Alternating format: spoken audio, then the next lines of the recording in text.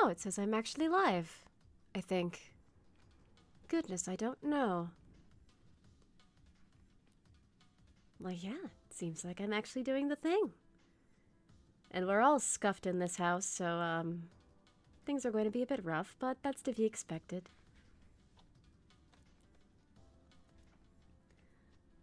Yeah. I guess here we are. I don't know what's audible and what's not. I only have a little bit of an idea of what I'm actually doing. But I mean, hey, again, we all start out scuffed in this house. Okay. What else do we need to do?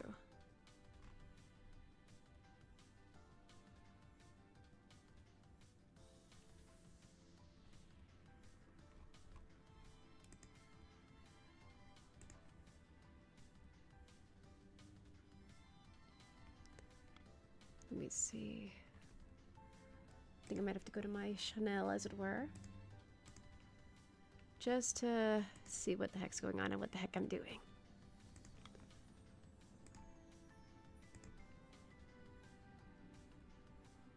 Oh yeah, so, okay. I'm not crazy, it is viewable from my channel. Okay. Nice. Alright. I have a little bit more confidence. Because now I can just paste the link from the actual stream itself to wherever I need or want to share it.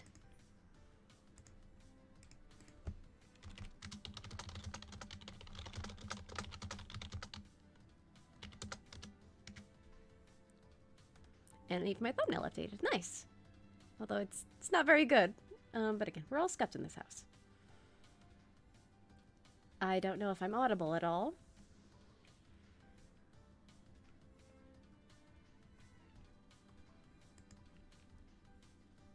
Lower music a little bit. But yeah, here I am. It's weird to finally be here. I'm so used to moderating that my friend's instinct was I see a hi in the chat and I want to type hi. I guess that's just who I am today.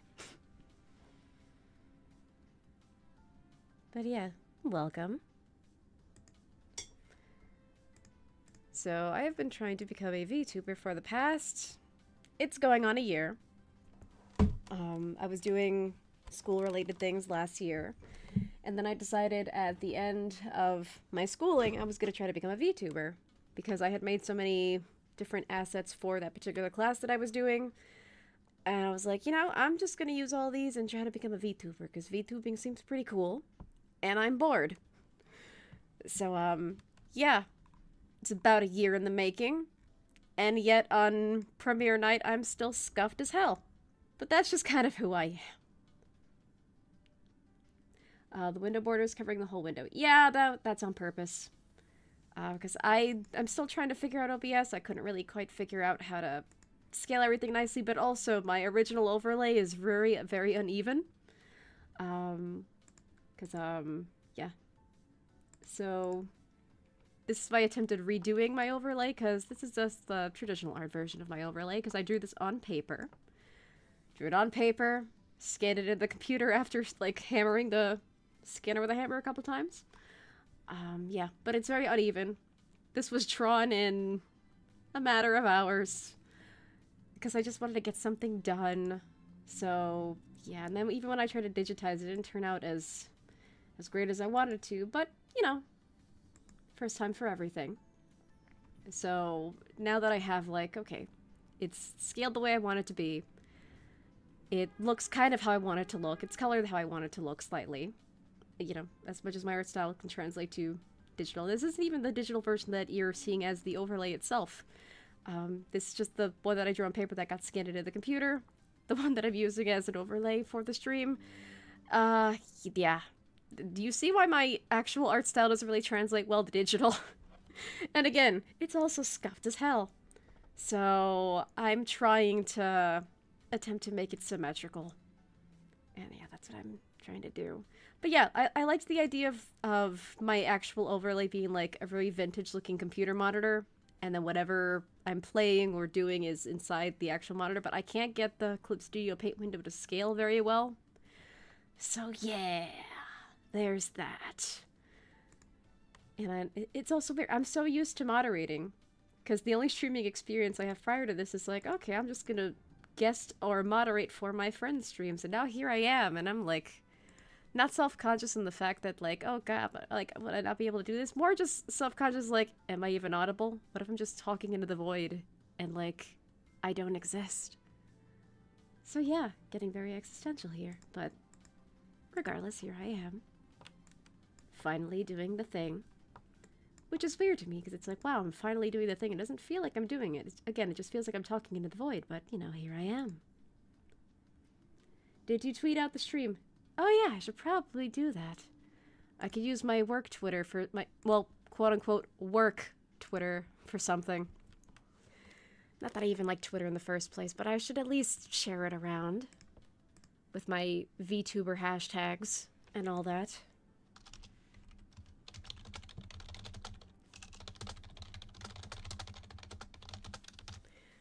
Honestly, with Twitter, I don't really particularly care about it that much.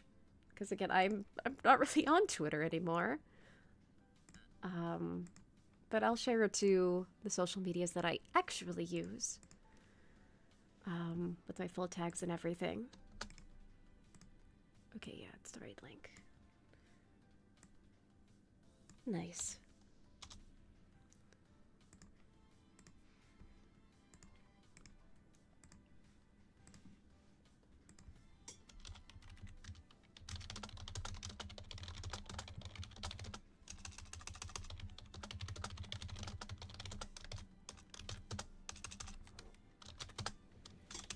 And I find out, now that I'm actually live and doing the thing that I wanted to do for like the past year, I can't type!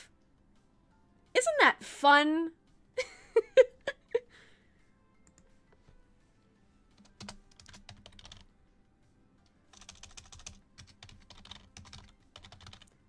Fun fact about me, I could actually type with my eyes closed.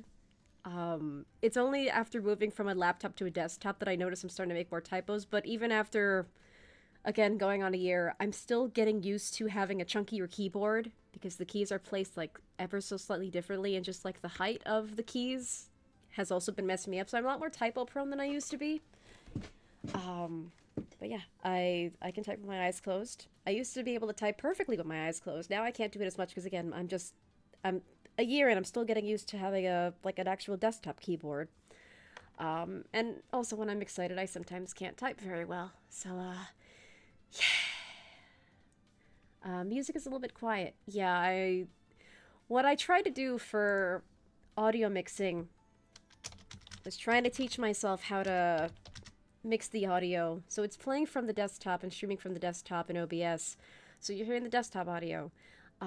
What I would do is I would just record my audio, whatever was on my screen at the time, and then whatever background music I wanted, and then just finagle with the audio constantly to see what worked and what didn't, and this was fine. I'm not going to touch my OBS settings if I can help it. So I'm trying to toggle the volume in the browser itself where it's playing, and in the future I'll just play it from a music player or whatever. But yeah. We're all scuff in this house. It's going to be the catchphrase for tonight because, you know, we all start from somewhere. You can't expect perfection on day one. And if you get perfection on day one, congratulations.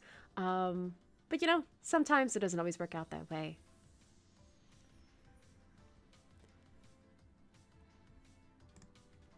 Alright, I shared it to the blue sky. I'm going to share it on the tumblers. But yeah. It's crazy. Like, Twitter basically imploded on itself, so it's like, it didn't even occur to me to put it on Twitter or anything. And I made a new Twitter specifically for the sake of my VTubing endeavors. But lo and behold, here I am, and I just barely touch Twitter at all, because it's a cesspool.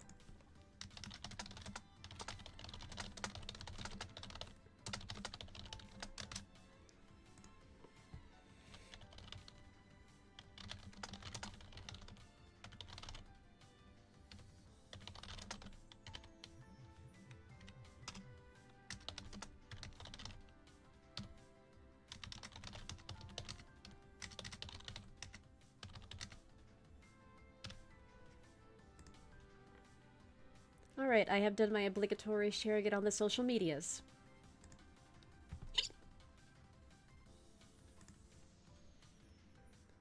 I'm a very slow typer. Well, you see, the reason... the reason I can type so fast and the reason I can type with my eyes closed is because I was a very lonely and sheltered child. So, I learned to type fast just because it was one of the only things I could do, trapped in my tower. But yeah. So yeah, we're all a little bit scuffed in this house. I'm also trying to speak louder than I normally do. Because the software that I'm using to capture my Vtuber model, which is not going to be my permanent model. This is very scuffed and very short notice. I basically doodled this model on an index card, scanned it into the computer while the scanner was still hot and ready and still working, and then I just digitized it. Very last minute, but I was like, you know what, my actual model that I want to use is going to take forever because my normal art style takes forever to do, and I have all these assets and different outfits, and I still have to do expressions, but at least I have a million arm poses for my normal model. So yeah, this was very basic. And also, I have different arms. I did 2 sets of arms. I did this one, and I did this one.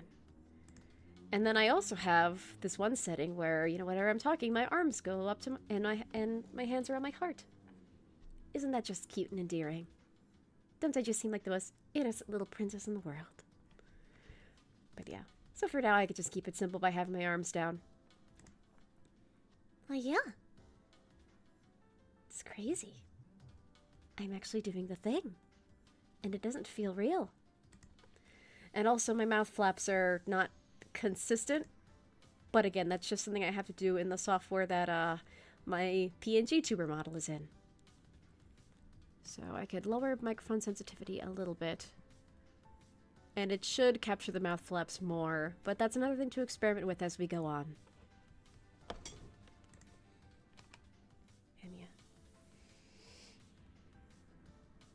Everything looks great so far. Can't wait to see what you do with it, says Eddie. Thank you. Thank you so much. Alrighty, so let's attempt to make my monitor a bit more symmetrical. So I actually haven't touched this file in a while. So we have the ridges over here. We have the basic shape of the monitor all outlined. The base. So I have to capture this screen. So I did this on paper. There was a lot of extra room here because I wanted to make it look vintage, but I also wanted to make it not a computer that actually exists because I still wanted there to be like a fantasy element. You know, I put a little CD thing over here, and then I have a door here. Originally, this was supposed to be just a normal screen, and that's why you see this small layer over here. But what I thought would be clever is like I could put a door here. Because if I have a second screen up here all the time, that might be kind of distracting. Because then you're expecting something to be up on the second screen. So I put a little door, and that's what this little hinge here is for. So that way, when I actually need a second screen, I could just open the door, theoretically, have a second screen up, so in case I have a guest, in case I'm trying to promote something, other purposes. So that way it's not just a bother and too much visual overload all the time. Let me actually make another layer, duplicate the screen, because I do need to extend it. Again, this was all drawn on paper, and my traditional art style doesn't translate to digital too well, so I just have to edit everything.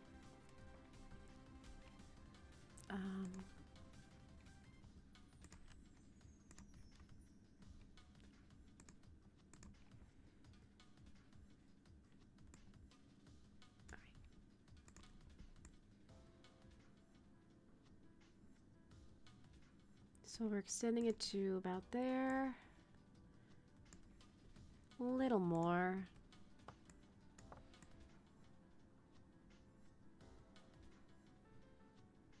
About there is good. No, that's right there.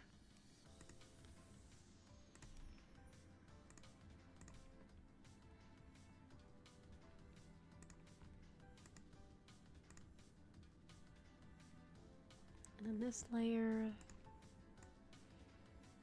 right in the middle, so we have a nice frame of reference. Yeah, so how I'm also making this symmetrical is that I actually use symmetrical rulers over here, because I can't draw anything that looks symmetrical to save my life.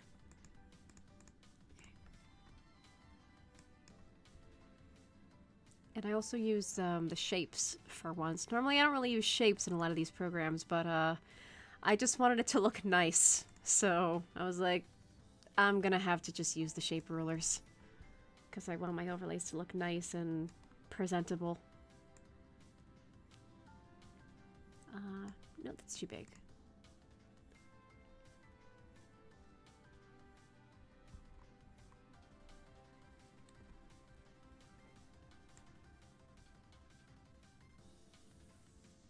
That looks about right.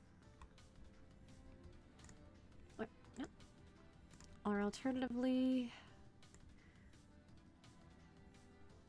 we do... That looks better.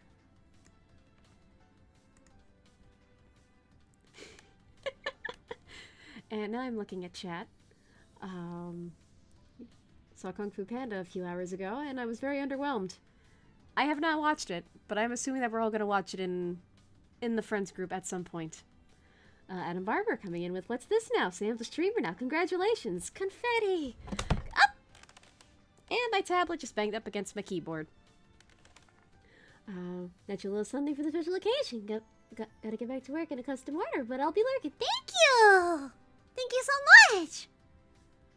I will check it later. But thank you! Oh yeah, another reason why I checked the boob tubes.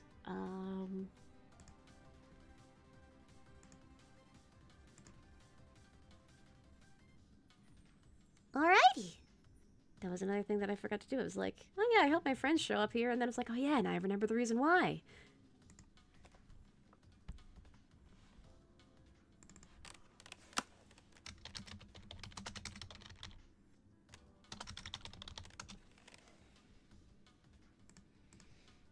Alrighty, so we have our little extra monitor. Get rid of the drawing. See, this is our basic shapes that we have. Next, I need to do the CD thing over here. And this one, I have a rounded rectangle right now, but I'm thinking I should do, if I can make less of a curve, or just do it to have it be, oh yeah, okay.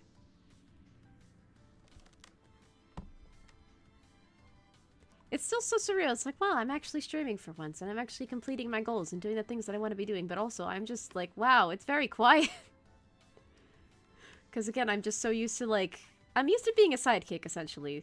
This is essentially me. It's like, I'm graduating from sidekick to main character. Oh, that's not good. That's not what I meant to do at all.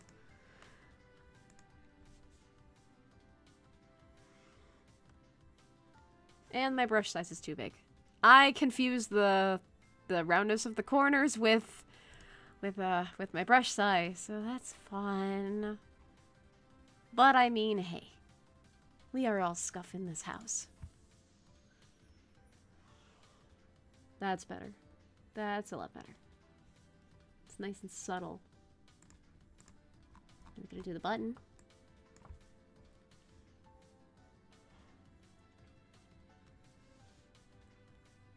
And then we do my favorite part of the CD tray. It's the little thing that you can stick a pin in to open it in the event of an emergency.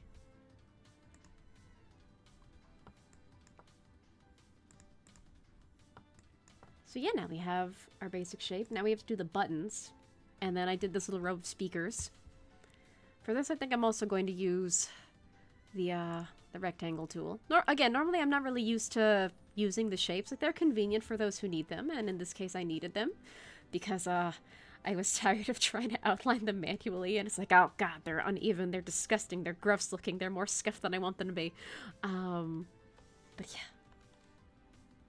So I'm using them for the sake of convenience, like I don't have a thing against them, I just don't really use them because I'm just so used to doing everything manually by hand. What? Oh. So because I'm so used to doing everything manually, you get like this sense of like accomplishment. It's like, oh yeah, I'm doing everything manually, and it's satisfying and it's very relaxing is the thing. It's the same reason I don't always use the fill tool. One, because the fill bucket tool can sometimes be very glitchy depending on what art program you're using. Sometimes it fills and sometimes it doesn't.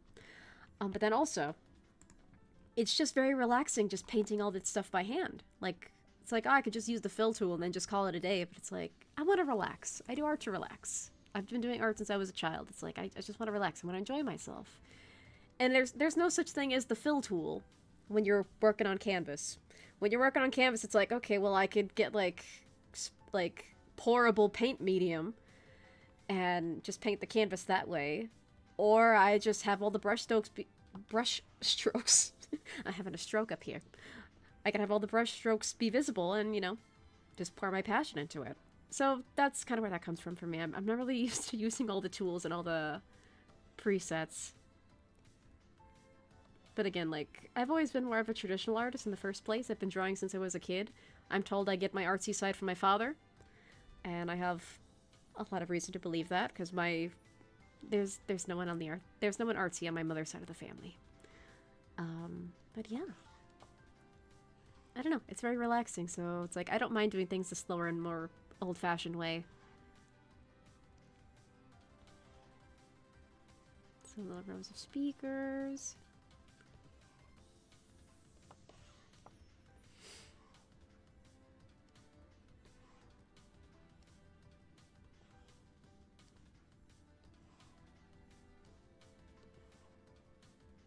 Oh yeah, I forgot there's one person that I need to tell about my stream. Well, okay, 2 of them I have to tell in the form of a letter because I don't have their social media. No, they're not on social media, actually. Gonna think of it.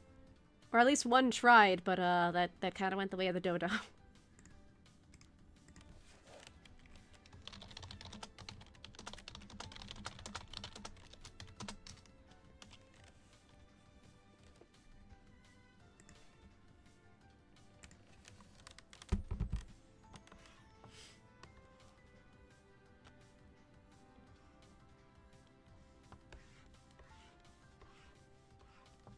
Alrighty. And then... I will say this about Clip Studio Paint. I still have it because I paid for it before they switched to their god-awful subscription model, so I'm still kind of grandfathered into the old plan for now. But yeah, they updated it, and now all the brushes that I used to use are gone. And I didn't use any custom brushes. I just used whatever brushes were already included with the program. I didn't even download anything like from the user asset store. So yeah, I'm kind of out of my element with not OBS. I'm out of my element with Clip Studio as well, just because again they had updated to 2.0, and all the brushes that I used to use are just lost to time, and they might still technically be there, but I can't get them back to look the way I wanted them to. So I've been experimenting with a lot of new brushes as well. Like, this is the first time I'm using the markers and pens in Clip Studio. I used to use basically almost exclusively the oil paint brush, but the oil paint brush updated to become something else, and it's just not the same. So that's definitely another thing that interferes with me translating my normal art style to digital art. So really all I can do these days is just use digital art to enhance and just edit a few things, but yeah, it's like, I guess I'm just like a mixed media artist leaning heavily on the traditional side. It's definitely strange time to be an artist, really. But here I am.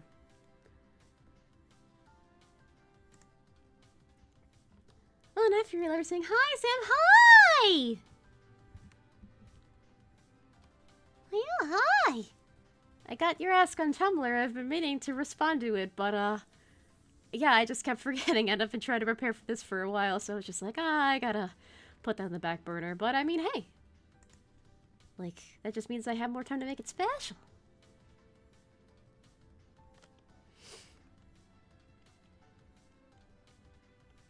But yeah. So, like, yeah. It's crazy. I've also, like, again, this has been kind of a project that's been a year in the making. I've been studying a lot of VTuber stuff for going on a year. And I wouldn't really call this my debut, per se. This is... Honestly, this is kind of meant to be a test stream. Oh, wait, crap, I forgot. There's someone else I need to tell. I have so many, yeah, it's crazy. Like, I have so many people that, like, know that I've been trying to become a VTuber, and then, lo and behold, I'm doing the thing. It's like, crap, I'm forgetting to tell everybody. So there's the main person who convinced me to become a VTuber that I needed to tell.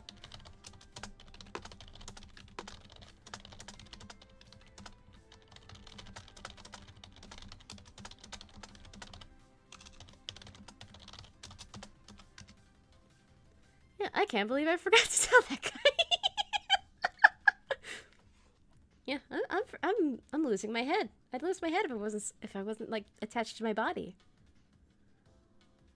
Yeah. I should probably also try to promote myself in other people's like Discord servers, but like I mean, hey, this is mostly a test. I wouldn't consider this a proper debut whatsoever because I don't have my actual model that I intend to use full time. This was just temporary. So yeah, I'm forgetting everything today. I'm forgetting all the people's. But yeah. If you're wondering like, well, like why'd you want to become a VTuber, Sam? One, if you want the chronological version, it's because I struck up a very strange friendship with the internet meme and legend known as the Wonder Bread guy. So it started because I drew Wonder Bread as an anime girl, as you do when you're bored. I drew Wonder Bread as an anime girl. He liked the post and shared it around, and I was like, oh my god, my art, it's reaching people's eyeballs for once, because normally my art doesn't get like any attention whatsoever. So yeah, so I was just so like grateful for that. I DM'd him on Twitter directly. He's like, oh my god, thank you so much, I hope you enjoy my art. And then basically he wouldn't stop talking to me, and that's how we became friends. Contrary to a lot of the memes, he's actually a very nice person, once you get to know him. But yeah, the whole Wonder Bread thing, it's kind of a thing that, you're gonna be confronted with a lot. So, you have to prepare for a lot of talk about bread. If only for the meme. It's not his entire personality, but it is such a heavy meme. It's like me and my thighs. Or like me and just the concept of a Sonic. It's like, at some point you get tied with this thing and you're just inseparable. So yeah, him and Wonder Bread are a thing. But yeah. So, because we struck up this friendship, we ended up swapping Discords. Back when the Muskrat had just bought Twitter, and everyone thought it was gonna die. It's like, oh crap, we all need to, you know, jump ship onto something else. So we exchanged Discords, and my tablet bumped into my keyboard again. I am so sorry. But yeah, so we started talking on Discord, which was very fun and also very nerve-wracking. It's like, oh my god, I'm talking to the man, the meme, the legend that is the Wonder Bread guy. But as we're talking, and I explain, like, oh yeah, like, I do a lot of art, you know, I draw, you know, I paint, I do all this stuff. I also voice acted. He's like, voice acting, that sounds very interesting. What kind of voices can you do? And I'm like, these voices? And yeah, we were just kind of talking on and off. And then at some point, I guess I just did enough voices where he's like, huh, you know what you should do? Besides voice act for me every now and again. You know what you should do? And I'm like, what? And he's like, you should become a VTuber. And I'm like, really? You think I should? And he's like, yeah. Because, like, you can do a lot of voices. And then he... So then he's like, okay, like, there are two main voices you need to do as a VTuber. You need, like, a cute, like, lolly voice. And you need, like, a very motherly and seductive ara-ara voice. And I'm like, oh, I can do those. And he's like, okay, well, you have to show us. Like, show us your voices. Show us your cute lolly voice and your ara-ara voice. And I was like, okay, well, I can make my voice this small. And, like, it's so really cute and anime-like. And then he was like, okay, like, now what's your ara-ara voice? And I'm like, well, I don't know if I would be saying ara-ara per se. But... generally, I can get kind of monotone, and some people find that seductive. And then he was like, okay, that's perfect. You should become a VTuber. So yeah, here I am. Because a meme man that I met on the internet encouraged me to become a VTuber. So yeah, part of the reason I became a VTuber was because of the Wonder Bread guy, who's... I keep calling him the Wonder Bread guy, but his actual username is Merlogic. But yeah, so you have that guy to thank. But yeah, so, and then besides... like motivating me to become a VTuber because he insisted like, okay, well you can do voices, you could probably become a VTuber, no problem. I was just very bored and kind of sick of my life the way it was. I was like, you know what, maybe I could do this thing, maybe I could do this whole streaming thing. Maybe I could be a VTuber person, just combine like all of my talents and all of my education that I've accumulated over the years into something that is kind of very generalist on the surface, but like there's a lot more to it. Yeah. I don't know. There was a lot kind of going on in my head at the time.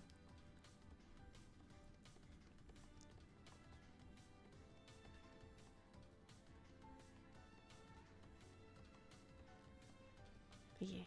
In terms of music, I'm just playing Sea Bottom Segue from Sonic Lost World in the background. It's on a loop. I found a 1-hour compilation of it. I will get better music in the future. I look back at chat. Adam Barber stops everything after hearing mention of thighs. Looks up from work. Sorry if I'm on a bit of a delay when it comes to like reading chat. I'm alone.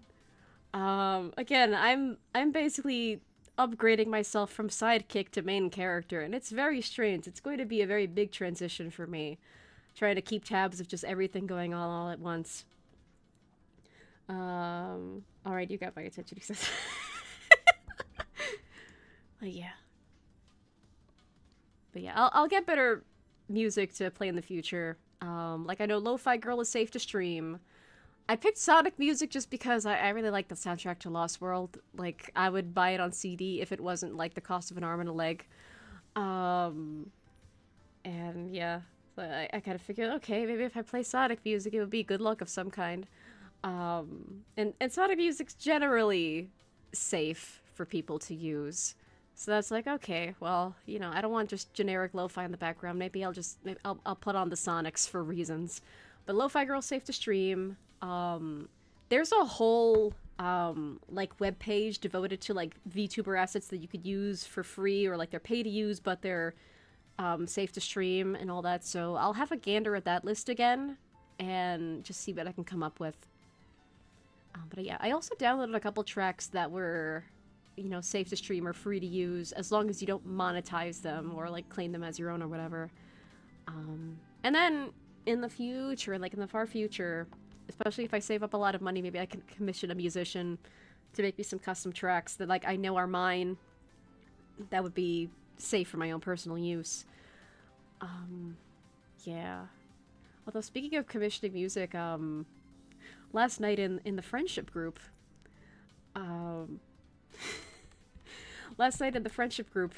it's, someone brought up a really horrifying topic and was like, oh, I can't believe this is a thing. And then meanwhile, me, like, the holder of all the cursed knowledge, is like, oh yeah? Try me. Tell me why it's bad or cursed or whatever. And then Eddie chimes in with, no, like, the Sephiroth music's gonna start. you can't just say something is cursed. She's gonna come back with something worse. So then I was like, you know what? I need my own, like, Sephiroth theme whenever I'm about to spout off some cursed or horrifying knowledge. Like, that's something I need. So if I were to, like, commission a music, just like, hey, so can I get, like, a Sephiroth song, but obviously not, like, this, like, a copyright-free, legally distinct Sephiroth song for whenever I'm about to say or do something horrifying? But yeah. I'm not really good at music composition, so I'm like, I would have an idea in my head, but I don't know any of the music terminology. I have a keyboard, so the best I could do is maybe, like, try to, like, tickle the ivories a bit and make, like, a demo in, like, a MIDI software, but that's about it. I am just not a music composition person. I've always been more of a singing type of person. That's all I can really do in terms of the music world, I guess. And then that kind of just falls under general, like, traditional art umbrella, really. So I guess I'm more of, like, a generalist in the traditional art space. I don't know, I do a little bit of everything, like... I feel like, especially in the world of social media, like, you're supposed to just put yourself into one box for the sake of, like, algorithm relevancy and being able to find an audience, but it's like, I do everything. Why would I just want to put myself in one box and do one thing? So that's another reason why I felt like being a VTuber could actually be like, okay, that I could just combine, like, literally everything I like, and then with bam boom, like, I could do everything. And it all falls under the VTuber umbrella because I'm a VTuber. And, you know, VTubers don't necessarily have to put themselves in a box. They can to appeal to a niche. But then it's also just like, I can do everything.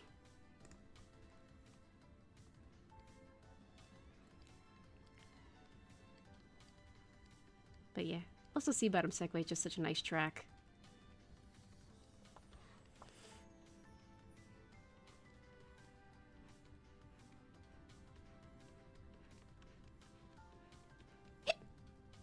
And there goes the hiccups.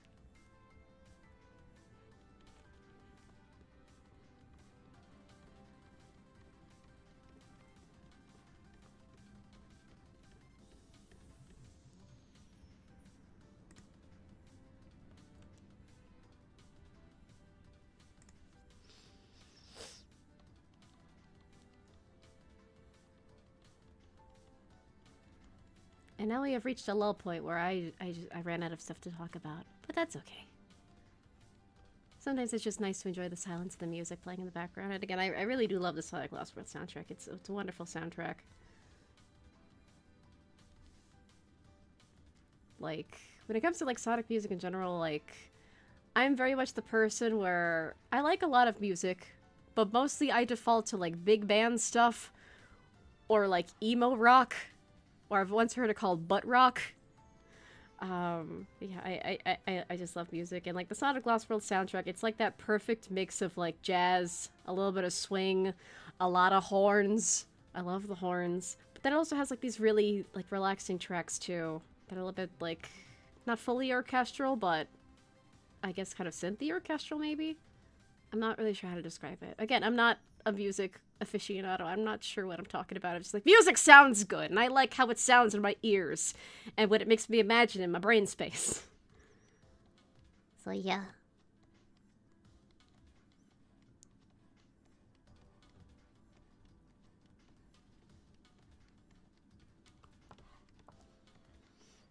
Although I suppose one thing that I could do later on, because again, I have my little scuffed model in the corner. It's not a full body model, I should also say. Again, I just drew that on an index card because I was in a rush. It's like, okay, at least this art style I could kind of pump out pretty easily. So, whip, bam, boom, here it is.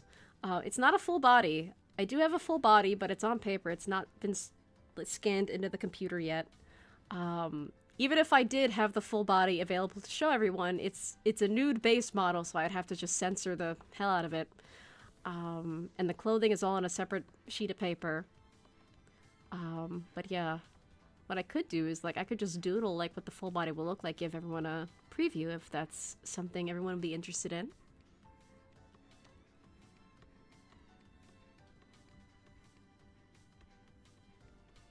Well, I will say also, because even the model I'm using in terms of design is also kind of outdated. Because the other model that I'm working on is slightly different in terms of clothing. But this one I was proud of. It's like, okay, this will work at least temporarily, so I need something, I'm just gonna roll with it. And that's the last speaker, nice. So we need to outline the door. Oh, and yeah, we need to outline the door. Because we have the small screw, we have the CD. Back to the rectangle tool. I think I had the roundness of the corners at 40 or 60 originally. And the brush size, I have no idea what I had it to originally. I think I might have had it at too big. Let's try 16. Close. 14, perhaps. That looks about right.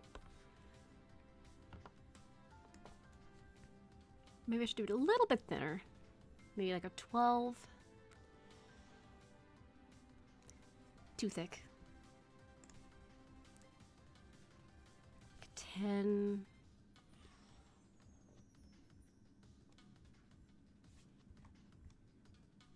Let me reduce the roundness of the corners.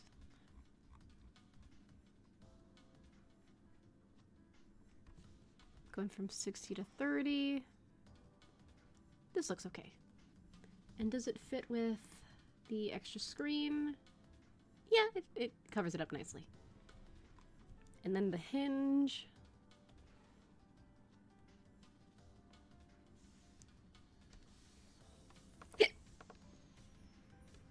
I have hiccups.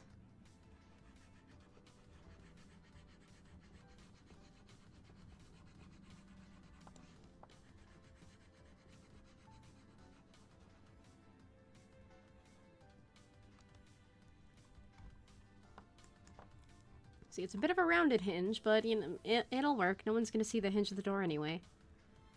So like, this is a detail where it's like, you might like, why are you working on it if nobody's gonna see it? Because it's fun!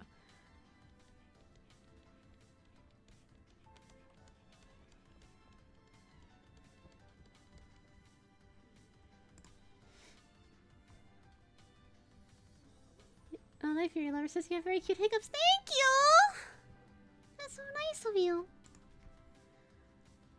But yeah, again, I'm sorry if, like, everyone's sending messages a lot earlier and then I'm reading them, like, an hour later. I'm still transitioning from sidekick to, like, main character role. So I do have to be mindful of, checking on chat. Granted, I have my phone next to me. I could read the chat on the phone as well. But as this is my first stream, I'm like, okay, let me just try to focus on, like, the one screen that I have. Just so I can keep everything in order. And I keep making sure that, like, everything's working.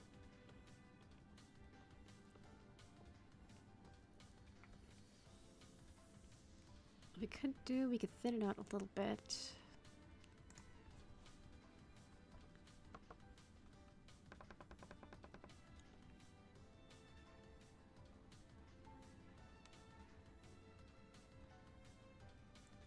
Thin it out slowly on the inside.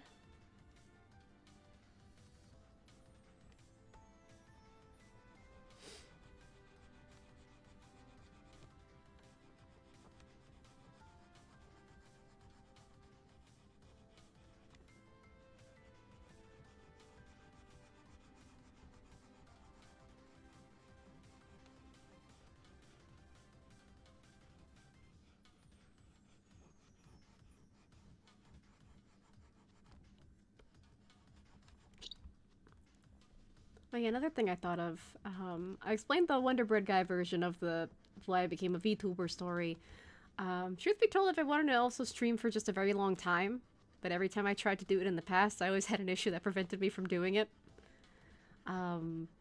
Like, originally, I wanted to stream myself doing, like, clay sculpting. So I had a table, I had silicone mats where the clay would go, I had a butt ton of polymer clay, I had rolling pins, I had, like ink pads for stamps so I could color the clay. So it's like, you know, I was all set up and ready to go. I even bought, like... No, that came later. Originally, I was trying to stream on my phone, but then YouTube had changed its rules, like, you can't stream on a phone. Yeah, you can't stream on a phone unless you have 1,000 subscribers. I was like, damn! Okay, so I need a webcam. So then, like, a month or two later, I got a webcam. And it's just it's a little shitty plug-and-play webcam that I got for, I think... It was either 40 or 50 bucks. Which was way too damn much.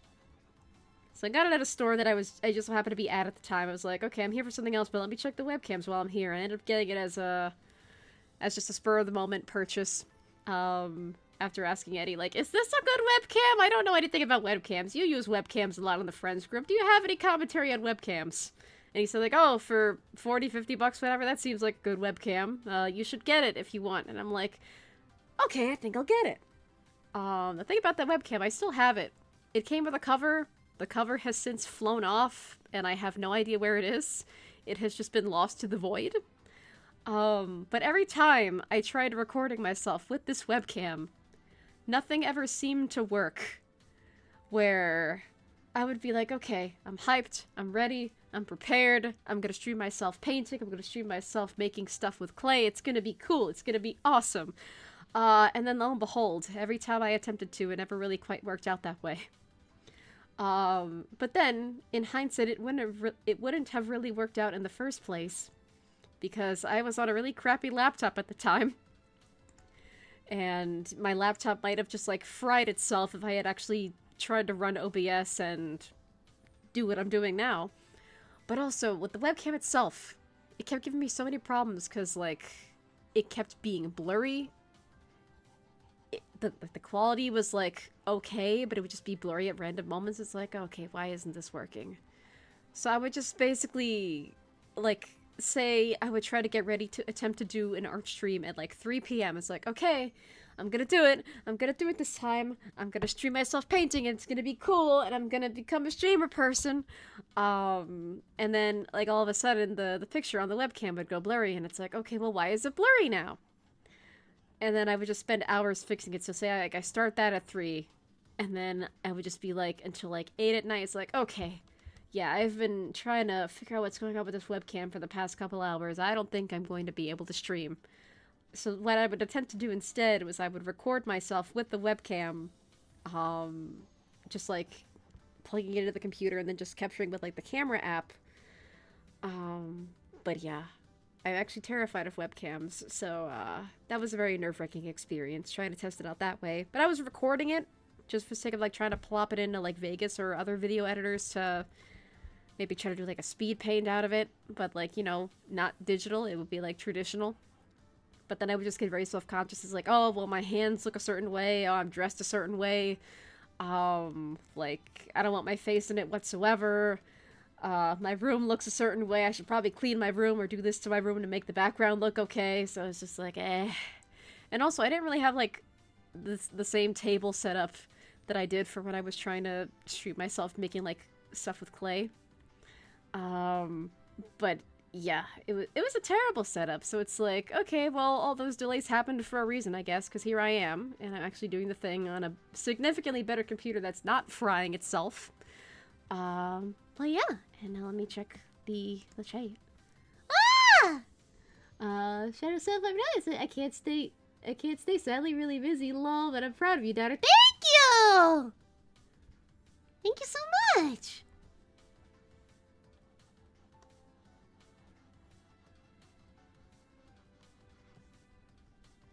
Well, yeah.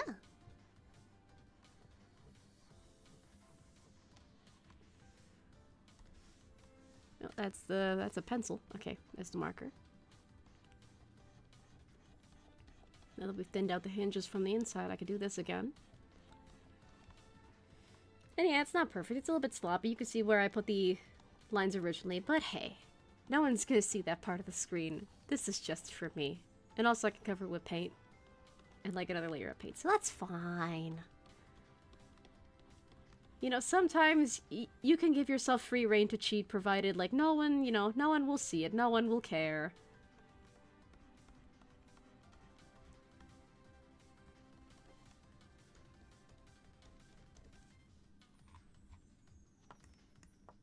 Alright, so we have the door, we gotta do the buttons next. So the buttons are gonna be a major pain in the rear. So the buttons I originally did on paper were just like these regular square buttons. I think I had one of these originally, but then I made 3 of them digitally, just cloned it. And then I have these buttons. So this monitor is basically kind of a combination of like an old-fashioned CRT TV, but also like a really vintage, chunky computer monitor. So I had like the idea of like, okay, well these would be like the channel buttons, these would be the volume buttons, and then these buttons would just be whatever. And then you have this little microphone over here, like far from the speakers. And then you have like a little power button that I made pink, and it was adorable. But yeah, so I gotta make these buttons a lot better with the rectangle tool. And even on the version of the overlay that I'm currently using, you can see that like it's been digitized. I kind of squared them out and I used the little rectangle tools and all that.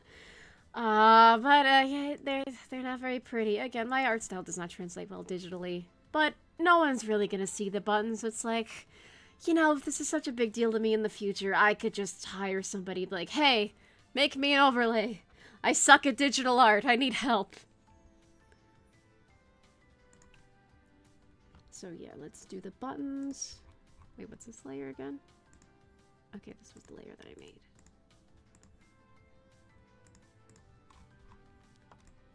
I get so confused with my own layers. I don't always name them, which is kind of a thing. And I just lose track of them so much because I just get so distracted. It's like, oh, well, why would I pay attention to that when I'm doing all the fun stuff?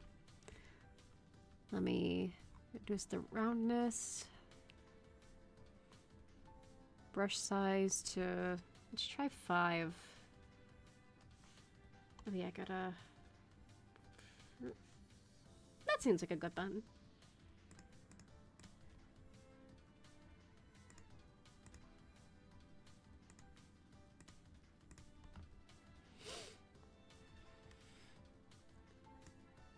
That's a nice button right there.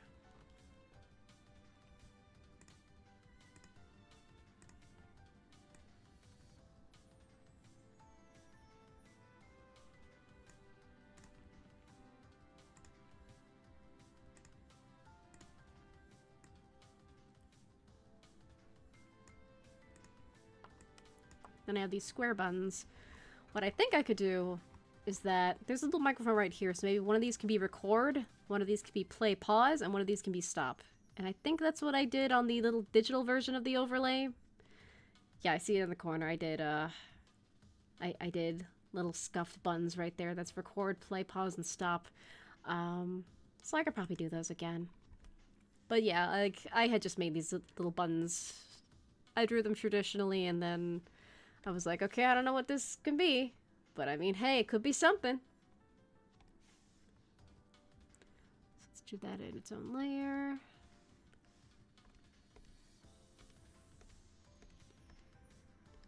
Copy and paste it 3 times like I did originally.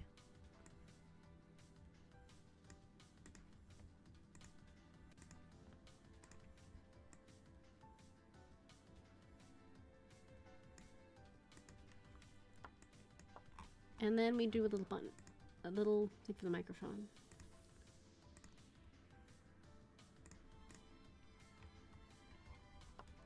I merge these layers, so... okay.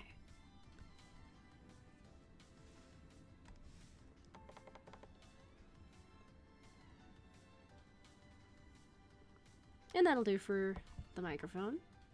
Oh yeah, I gotta do a power button. And then the circle tool in OBS is, it's called Eclipse. And it's not the kind of circle tool that I'm used to. Because, you do a circle once, but then you can do the rotation. So you can make an oval like that. And you can have it at a slant. But if you're just trying to make a circle that's just a circle, that's, it's like, come on, man, I don't need the extra step.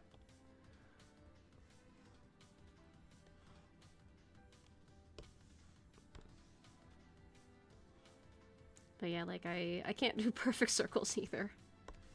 Like, there's actually an art software I used to use. Oh, and Winterberg got back to me.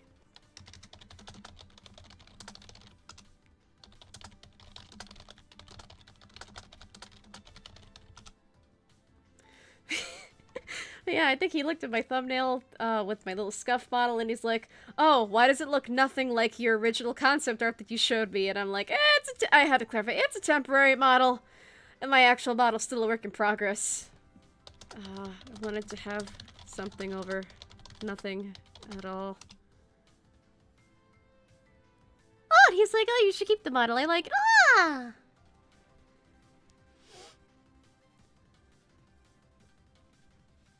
Oh, that's so nice of him.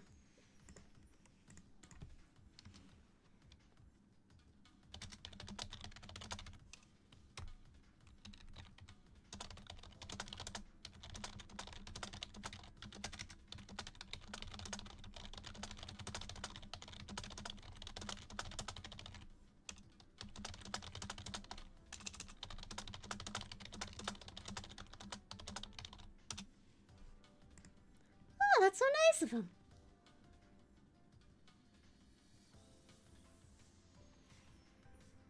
Well, yeah, that was unexpected. I don't know if he's actually watching right now. I'm not able to see that, so he just messaged me on Discord like, "What is that?" I'm like, "Oh yeah, it's a thing. I'm doing the thing."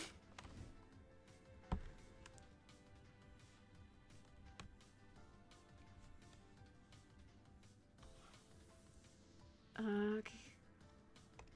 Okay, that looks better-ish.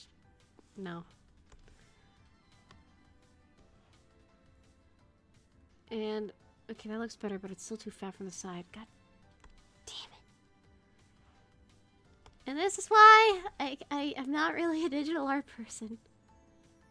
It's like, at least in digital art, you have the benefit of all the rulers and the presets and the... Oh, okay, that looks good. Finally! That one looks nice. I like it. Okay, that's fine.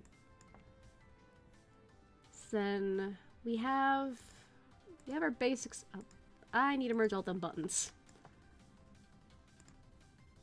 Merge, merge, merge.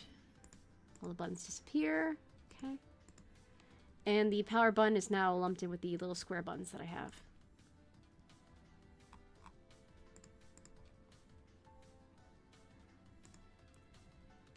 So another thing that we need to do. Okay. We're gonna put the opacity all the way up. And we're gonna do something that I love to do with my mixed media or my traditional art pieces being scanned and edited in. We're gonna copy just this section here. And then we're gonna paste it on a new layer. It automatically becomes a new layer in Clip Studio.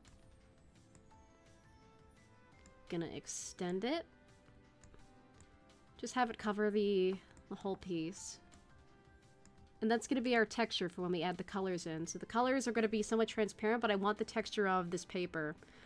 So the paper that I drew this on was actually just cheap watercolor paper that I found at Five Below.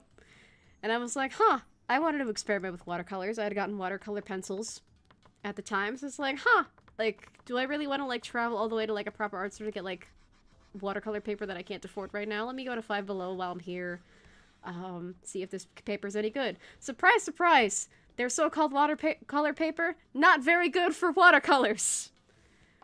You know you have good watercolor paper when it doesn't wrinkle whenever there's water on it, because, you know, the whole point of watercolors is that, you know, it involves pigment and water, so you're gonna involve a lot of water on the paint or the canvas or whatever you're using. Good watercolor paper is not gonna wrinkle with water.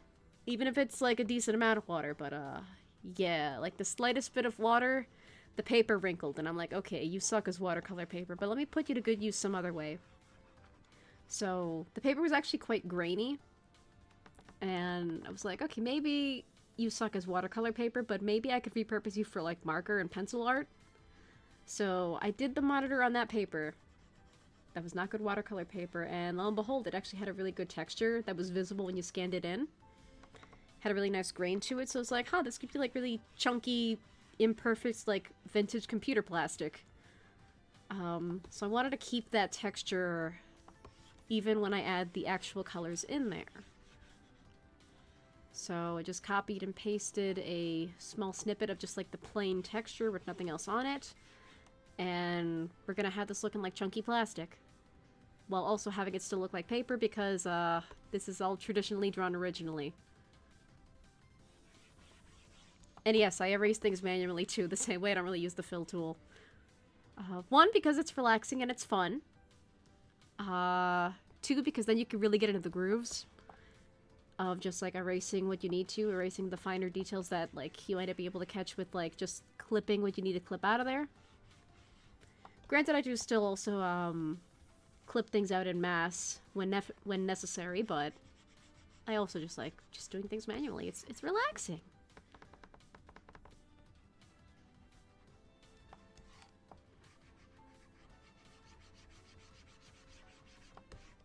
Although what I will do on occasion is that even if I like doing it manually, you do sometimes still miss little segments, and then when you export the whole thing as one transparent thing and you put it against a dark background, it's like, huh, I still see a segment that I forgot to erase. So if I'm extra paranoid, I will just do like a final once over and just erase everything that's outside of the monitor, whatever the main chunk I'm working on is, just to make sure everything is fully gone. And the music stopped. That means we lasted an hour or so. I could put it on again. Yeah, I really have no idea what other stream music I could put on. Alright, I'll just put it on again.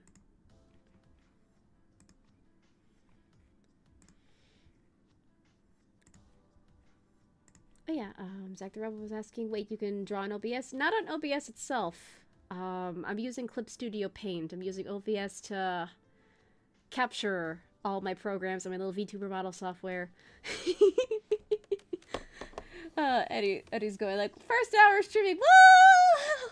And Tommy's telling me to put on Dragon Dance. If I could find Dragon Dance for like an hour.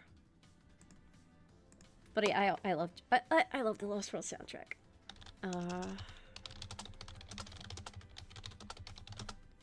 Do they have like an hour compilation of Dragon Dance? That is the question. Well, okay, there's an extended version for 30 minutes.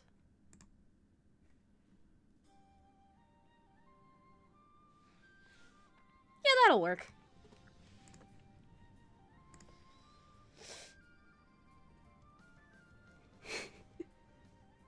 Okay, yeah.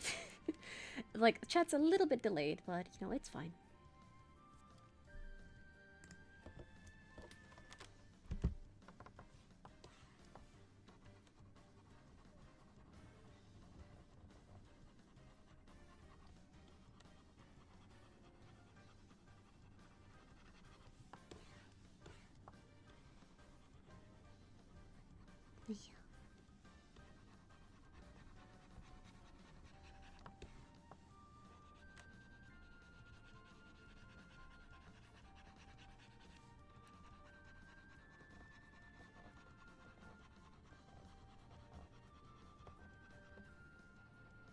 Okay, and I think that's most of it.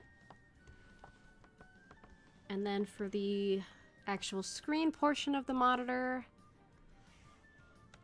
you can just make a big rectangle here, press the clear button, and boom, most of it's gone. But for the finer grooves, we still gotta do it manually. And if you're wondering what any of the scuff is underneath, that's the original drawing that I had scanned in. But I could just make that layer transparent again after getting our colors that we're going to use, and then that's not going to be a problem.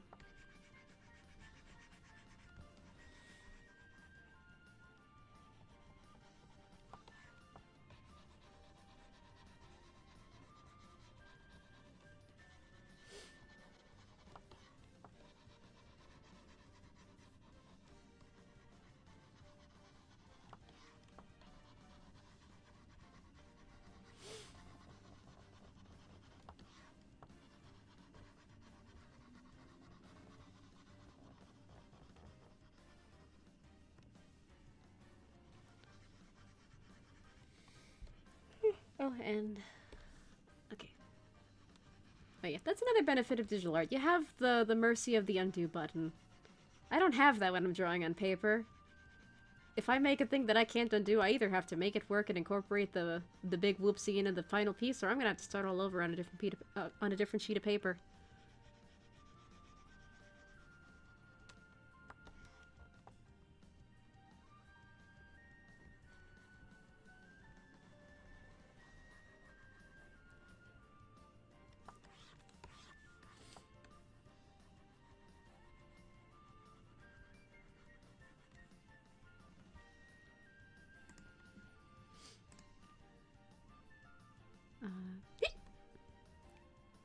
Zach the Robot saying,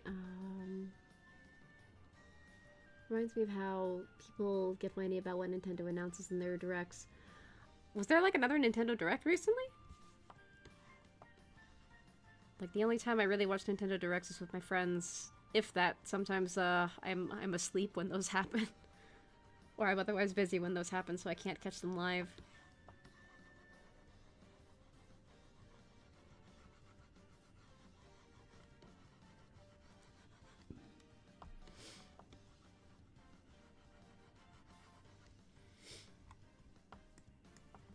And get rid of our layer on the bottom. That looks nice. Nice and textury. So what we're going to do, we're going to make another layer for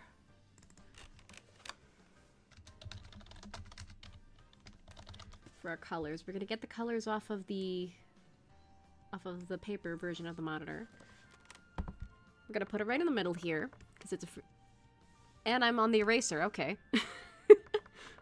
That's something I'll do sometimes lately. It's like, Sometimes I forget to switch off from the eraser, and then lo and behold, I'm erasing something I meant to paint. But we're going to get our colors off of the paper version, stick them in the middle over here, and that's going to be our color palette. And I know for the longest time I was like, okay, well, what color do I make the monitor? Because I don't want it to be like a chunky gray, because that's a little bit too vintage. And also, it doesn't go with my theme, because my main color is royal blue, because I really like royal blue. But it's like, I can't just have everything be blue, because then everything's going to be blue, and I'm going to blend into my background and everything. Yeah, so it's like, okay, well, what color do I make it that's not blue? I can make it gold, but no, that's going to look like when old computers and old technology, like, yellow, because of, like, the polymers and the plastic, and it's going to look like a piss yellow plastic PC. It's like, okay, well, I don't want that either. So then I was like, wait, I can make it pink. So lo and behold, I made it pink. Oh, Tommy's clarifying there was a partner showcase last month, and that's about it. Is Zach the Robot saying, oh, I was talking about the Oscars. Oh, yeah, I don't watch the Oscars. I don't really watch award shows in general. Like, I watch the Game Awards with friends, but that's because it's video games, and we're all nerds, so, kinda comes with the territory. So yeah, that is... Bring the texture layer back, and now we're gonna have... Wait. Okay, yeah, that's it. Nice. So what I'm gonna do now is I'm gonna use all these nice colors, and then paint over our texture. I'm gonna start with this nice... Well, it's pretty close to white, actually. It was pink on paper, though. It was like a nice... It was a nice ballet pink. Specifically, it was the Prismacolor ballet pink. Because it's a very light shade of pink. It almost looks white, but if you add enough coats of it, it's like, okay, this is actually pink. But yeah. And I chose that specific color, that specific shade of pink because it's very close to white, reminiscent of old computer monitors, but it's still technically a color. But digitally, it's kind of showing up just white. So we're going to add a base coat of that.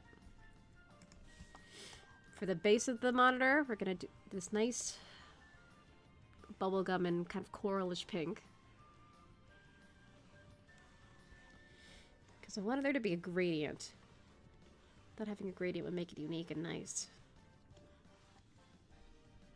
And then in the middle, we're going to have this much softer milky pink. And it's not going to be striped like this. We're actually going to blend it, which is going to be the most fun and also the worst part of this. Because again, when Clip Studio updated their 2.0, all my brushes got messed up. So even the blend tool is not the same as it used to be. And I'm just like, god damn it. So like, basically for the past couple years, you just can't win if you're an artist. So far, the only way to really succeed as an artist is to have rich parents who will pay for you. So yeah. So we're gonna take this color, and instead of just using the regular blend, which is what I used to use in the past, I'm using the textured blender. And I haven't really futzed around with the settings on this, so what I'm just doing is dragging it from the pink to the white.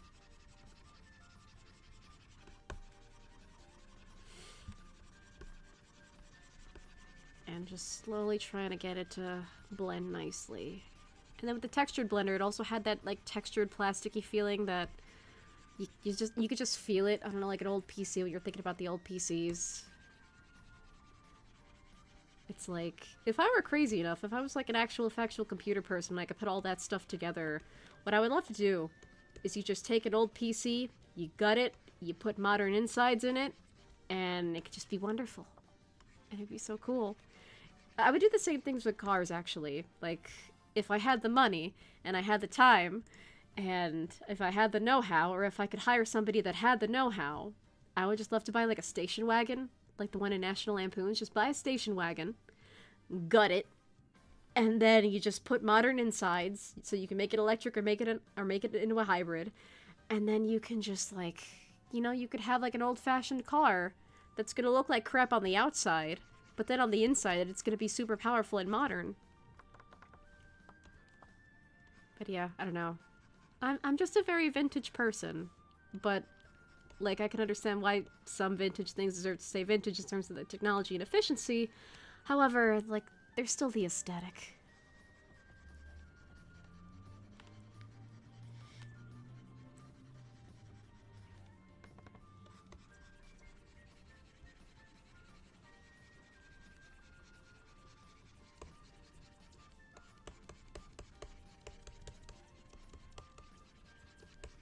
Okay, that looks good.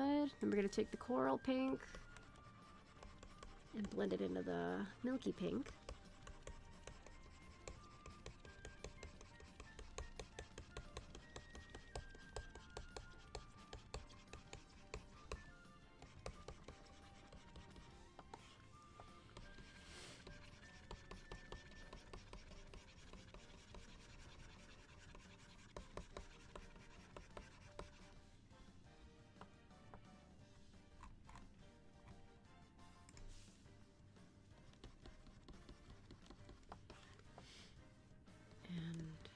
And we're gonna do the reverse, the milky pink.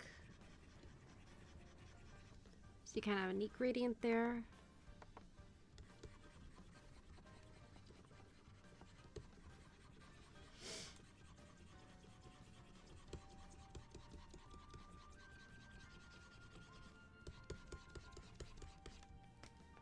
You know, you're having fun when your joints start to hurt. But that's okay, that's just part of doing traditional art in some way, shape, or form. Just working your hands and just working with materials around you. I mean, the same could also apply digitally, because mind you, I am using a drawing tablet that comes with a pen. So it's the same feeling of drawing, just I don't have a million shades of paint or markers around me. Well, I do, but that's for me and the sanctity of my desk to worry about.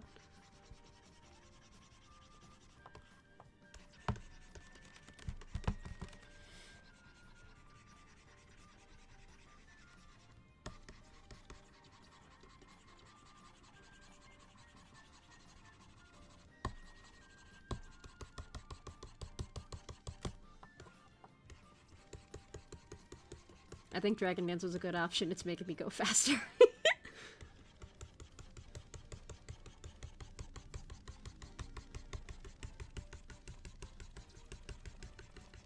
Although, the combination of, like, the song and then just the clicking of the pen tablet, it feels like I'm playing Project Diva without actually playing Project Diva.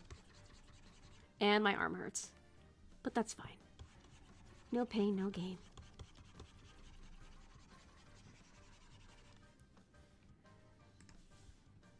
I'm gonna take the pink again, just slightly up here. As if this computer has been, like, designed with a gradient on purpose, but it's also faded in weird ways. Like that nice, might be accidental, might be on purpose kind of vintage aesthetic.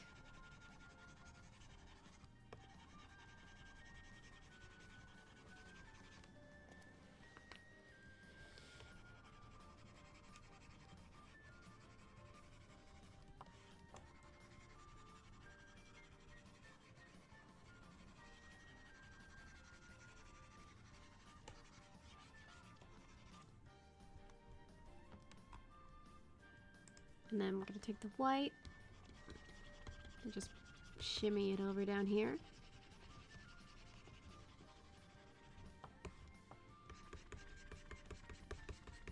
That's the simplest one because we've taken a lot of surface area already without even really trying. And I didn't really have to do much either.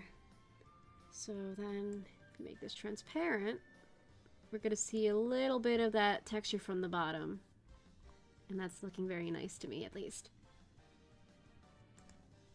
And then we're also going to do our screens. But I'm going to do that on a different layer. Unlike the first time I tried to whatever. The first time I tried to do a digital version over my on-paper version.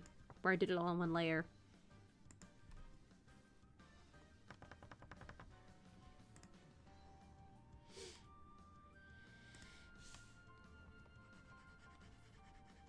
So we're just going to do this for... I also have to do the button here, so I'll include that too.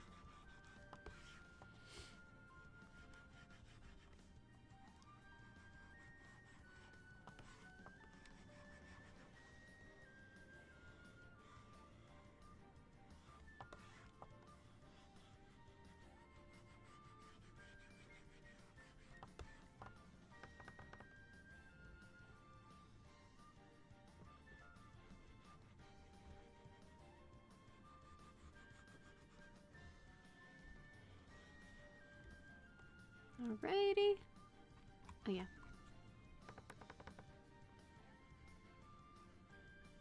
So it doesn't feel left out.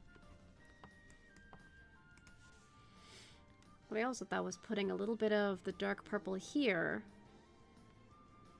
Although that got very difficult to kind of turn into a gradient to blend together, but again, I'm a little bit of a masochist, I suppose. I just want to make things look pretty.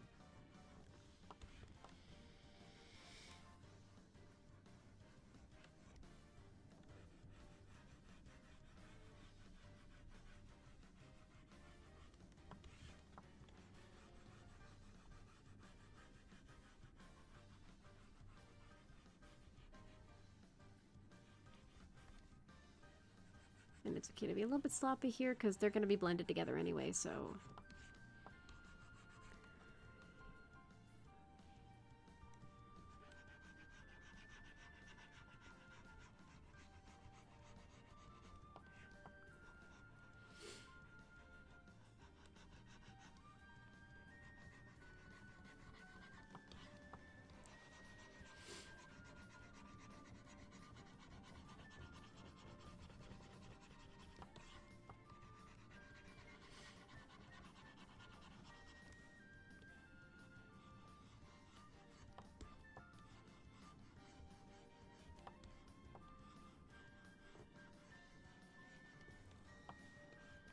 Then again, it's gonna be really small to put it on this one.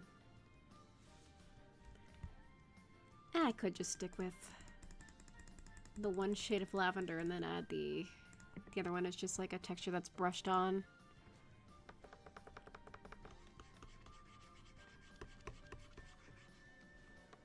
If it's even gonna be visible. Okay, it's not really gonna be visible. But it's okay, that's fine. We are all scuffed in this house.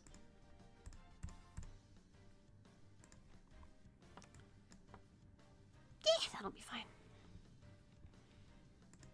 And then erase the edges.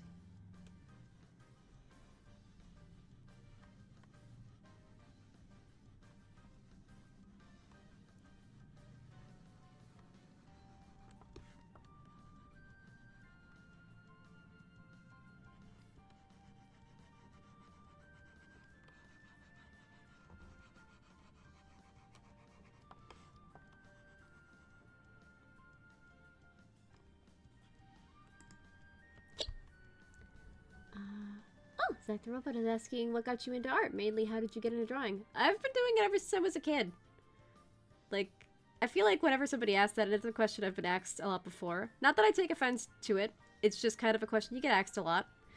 Like, oh, how did you get into art? And it's just like, I've been doing it ever since I was a kid. There's not really much to it. It's just I did it when I was a kid. I didn't stop doing it because I liked it, and whip bam boom, there you go.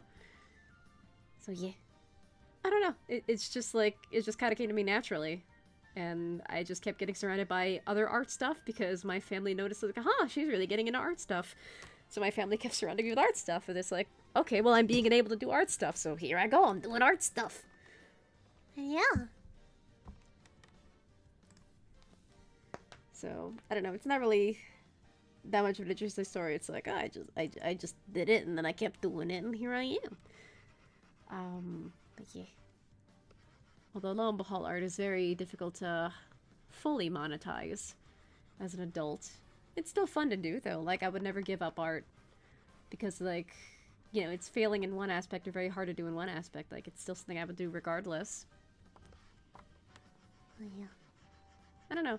I feel like sometimes people ask that question. It's like they expect like some epic tale of like, oh, when I was 3 years old, my father died in a car accident, and then my mother, stricken by grief, jumped off of a cliff, and so I was raised by my grandparents in a mansion in the middle of in the woods, and they didn't quite know how to raise me, so they just stuffed me into a room, and they just gave me a whole lot of art stuff, and now here I am. So yeah, it's nothing like that. It's just I don't know. It's just what I do. I got into drawing because of me watching a lot of Cartoon Network shows at the time. Mainly Adventure Time, Regular Show, and The Amazing World of Gumball. Yeah, I don't know. I just did it, I guess, I don't know, kids stuff. Boredom. it being available. It's also a very cheap activity to get into to entertain a child. Because, like, kids can ask for, like, toys and all that, and, like, okay, well, giving you books and a pad of paper and a box of crayons is significantly cheaper than just buying you a new toy every time you ask. Use your imagination. But yeah. And it's also very, like, therapeutic and, like, healthy for, like, the human mind to, like, experience and do art. So, yeah. I don't know. Like, in a way, this is my hobby and something I want to make into a career of some variety, but also just, it's kind of my therapy as well. Even though it sometimes causes me stress, but I mean, hey. Like, something I've learned in school is, you never truly live a stress-free life. Like, the idea that we have a stress-free life is kind of an illusion, because, like, the body cannot experience, like, okay, hold on. I'm like, oh my god, I'm getting into, like, all my knowledge and stuff, and now I can impart it onto other people, so I'm getting excited, and I'm tripping all over my words for that reason. But basically, the idea that we can live a stress-free life is an illusion, because your body still experiences stress, and it cannot distinguish good stress from bad stress. And you're probably wondering, wait, there's like a good kind of stress? What is this sorcery? And it's like, yeah, your body actually can't distinguish between the two. So you're going to experience the same symptoms, but it's going to be different results.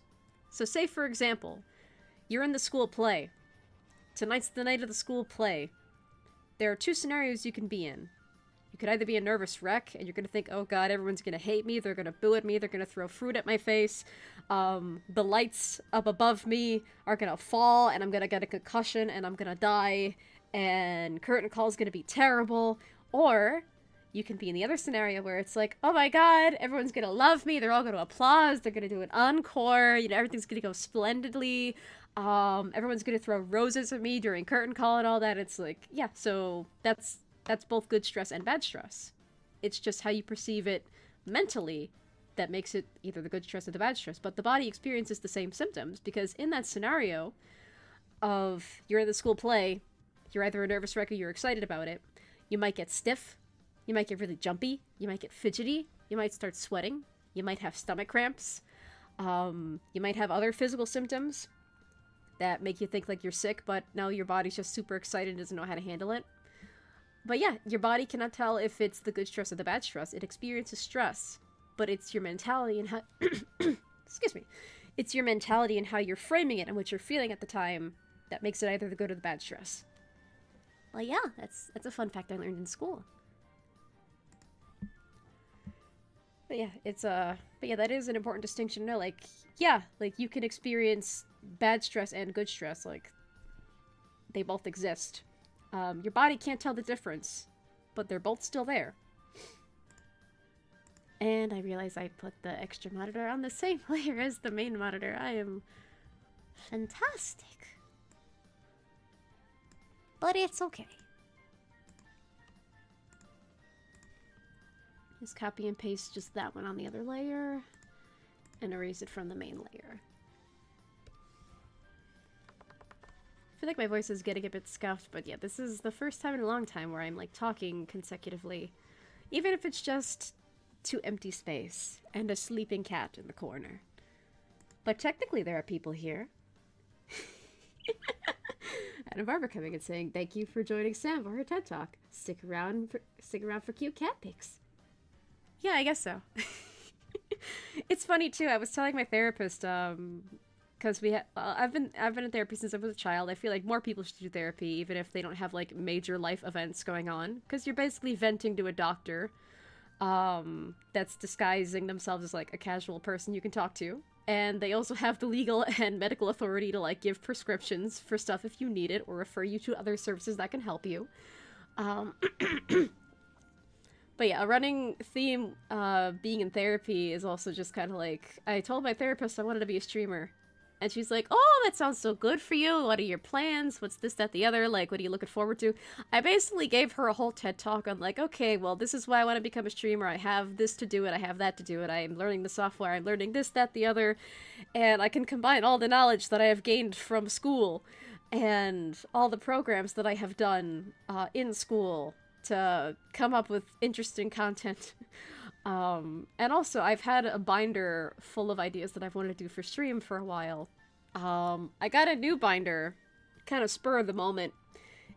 That's a whole story of serendipity in and of itself, but that's a different story. But yeah, I have a binder full of stuff and like ideas for stream.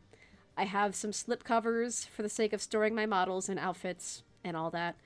But yeah, I was showing my therapist, and she's like, "Oh yeah, this is very impressive." I'm like, "Yeah, I've been kind of thinking about it like from a teacher's perspective. Like when you're a teacher, you do lesson planning, you figure out what you want your students to learn first, and then you surround the lesson around that. Like say if I'm a teacher, and to make an oversimplified example, let's say I'm teaching you math, and I want you to learn that 1 plus 1 is 2. And I'm not gonna like start the lesson be like, "Hey kids, what's up? We're gonna do math," without explaining like what math is and all that. And it's like, because if I'm just opening with, "Hey guys, I want you to learn math, because you gotta learn math," that's not gonna be very effective. So in my lesson planning, I would have to start with like, "What do I want you to learn?" And it's like, okay, we're gonna focus on addition. Specifically, I want these kids to learn that 1 plus 1 is 2. 1 plus 1 is not 0, 1 plus 1 is not 1, it is 2. And here's how you do it. Here are the values that we're working with, and here's how you will come to this conclusion that 1 plus 1 is 2. So yeah, I'm kind of just putting all of my knowledge in the education sphere into, like, an entertainment context, and that's very interesting and intriguing. My therapist was like, "Oh yeah, tell me more." And she was like, "Oh, do you think you can do it? You think you'll be able to do this effectively?" And I'm like, "Yeah, I've been wanting to stream for a very long time, just stuff kept getting in the way. And just everything seemed to go wrong whenever I tried it in the past. But like now I'm in a different place. Now I actually have the technology. I have friends who have offered to help me with this kind of thing. And yeah. So yeah, here I am. This is gonna be a story to tell during session, I guess, the next time I do therapy. Because I think she was very much looking forward to like, "Oh yeah, let's see how that goes. It sounds like, you know, it's a good distraction for you. It sounds like you're putting yourself through the good stress rather than the bad stress." And I'm like, "Yeah, like it's a thing that I've been looking forward to. Again, I've been wanting to do this for the past couple years. It's just now that I have VTubing as a medium by which to do that." Yeah. How stressful is it being a teacher? Depends on how you're using your teaching degree. Like when we think of like being a teacher, we think about it in school. Like you're either a college professor, you're, you know, in America at least, like a kindergarten through high school teacher, or like a K through 12 teacher, or maybe you're teaching like another kind of class. Like say you're teaching an art class, but it's not like affiliated with the school. It's just kind of like a program. Or maybe you're a tutor, for example. It depends on where you are, how you're using your teaching credentials, and whether or not you're licensed as well. Because to work in a school, you have to be licensed and have your certification to work in a school. Whereas if you're in a K through 12 school specifically, because if you're working in a college, you don't need the same credentials as you do if you're working K through 12. But you at least need a bachelor's. A master's or a doctorate is far better. But at the very least, you need a bachelor's. You need 4 years of college in a certain subject. And sometimes maybe they'll look for other teaching experience you might have had, sometimes not. It depends on the college, because all colleges are different, and it's not the same system as K through 12. Because at least if you're teaching in a K through 12 school, you'll get a whole lot of benefits, including health insurance, including a pension, and all these other fancy things. As a college professor, you don't really have that, because it's going to depend on what college you're at, because some colleges might offer you more benefits than others. But yeah, it depends on where you're applying. And if you're doing, like, non-academic stuff, if you're doing, like, stuff that isn't taking place in a school, that's also going to be its own kind of territory. But also, there are ways to use a teaching degree or other, like, teaching educational background stuff for other things that are not working in a school. So, again, it just depends on where you want to use it. Like, for me, for instance, I'm not teaching in a school at the moment. I'm not doing K through 12. I'm not a college professor or anything like that. So I'm currently using it in the context of like, okay, how do I make entertaining streams? How do I make content that will be entertaining to people? And yeah. And Sergeant Major Mario and Night 3 Lover saying they have to go and had a good time. Thank you! Oh, well, yeah, I hope you have a good night. I hope you sleep well. I hope you have good dreams. Thank you for sticking around for my first attempt at streaming. And yeah.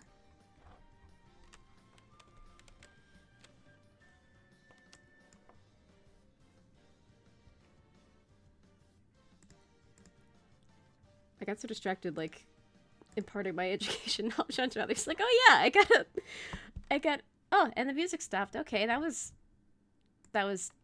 timing. What song do we put on next? That is the question. Huh. I guess we could stick to the theme of Lost World.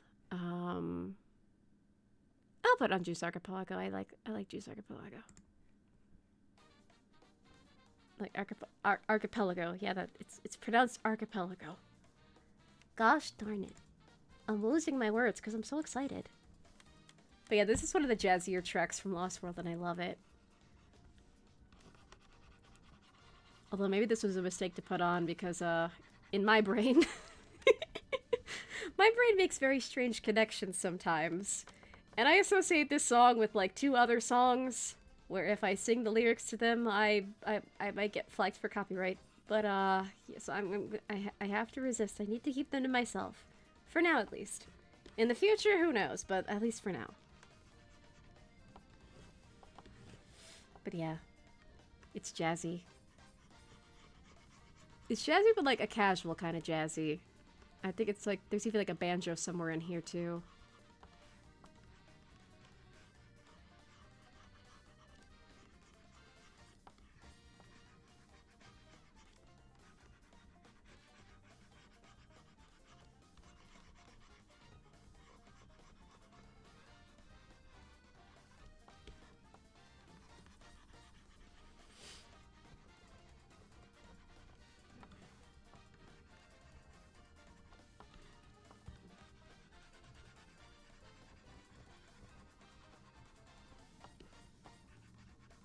And getting the edges off.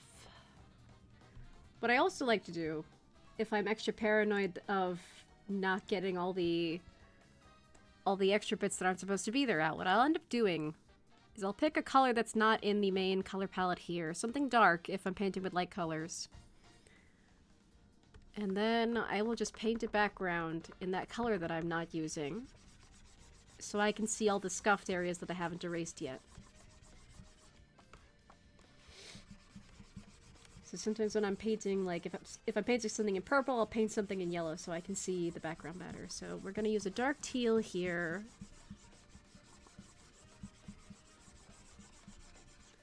And that's the stuff we haven't erased. Let me get rid of my paint.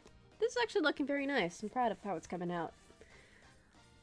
So we have a lot of colors to erase. Oh, there's still a bit of texture there that I need to get off.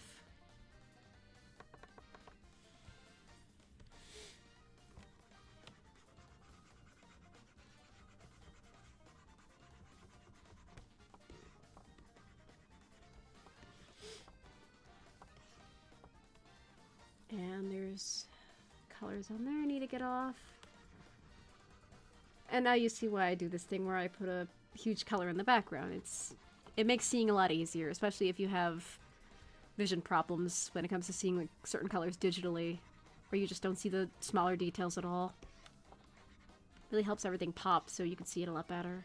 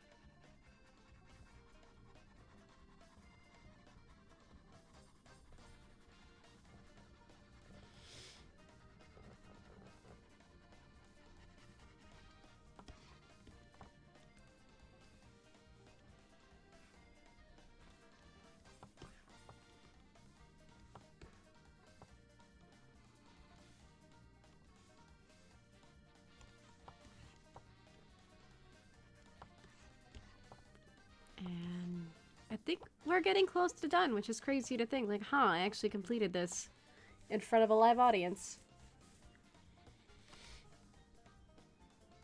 But yeah. And then we need to erase all of these.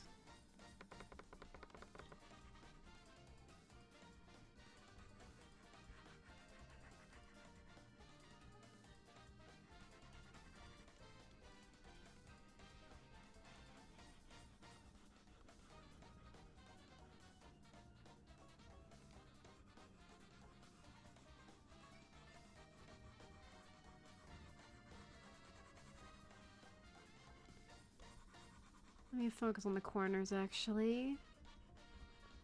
Because this I could just get rid of with the rectangle tool.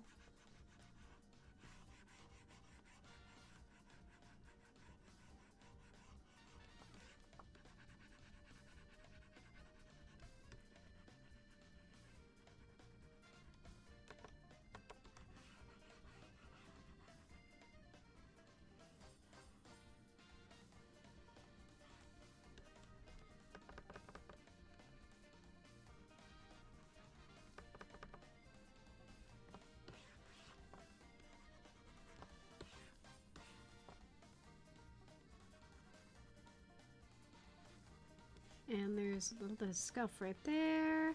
There we go.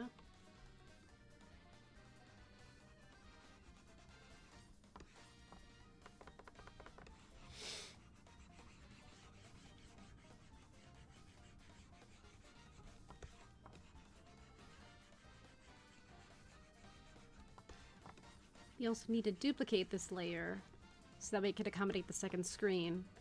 Because right now it's painted over. It'll accommodate the door. But we need to carve out a chunk and make that transparent.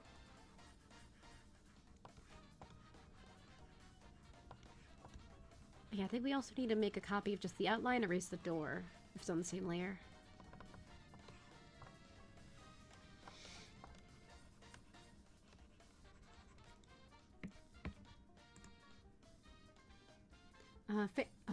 Favorite Sonic game from what you've played? I'm good at Frontiers. I can play Frontiers on my own without asking for help, so I guess that makes it my favorite. I've been over this before, but like, I'm not very good at a lot of Sonic games. It wasn't until Frontiers where I was actually pretty decent at some of the past ones that came before Frontiers. Because prior to Frontiers, I needed help. I wasn't very good at Sonic games before Frontiers came out, and then Frontiers gave me the confidence to be like, I can be good at Sonic games now without asking for help all the time! Yeah, so I would say Frontiers.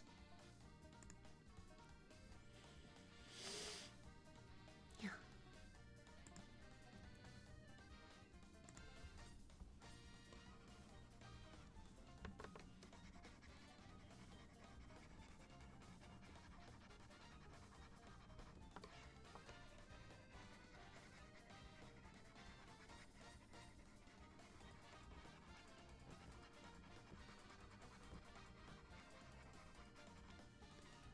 Little bit of scuff. There we go. But yeah, it's crazy. Like, I'm actually close to done with this kind of thing. Whereas if I were to do this without streaming, ironically, I think it would have taken longer.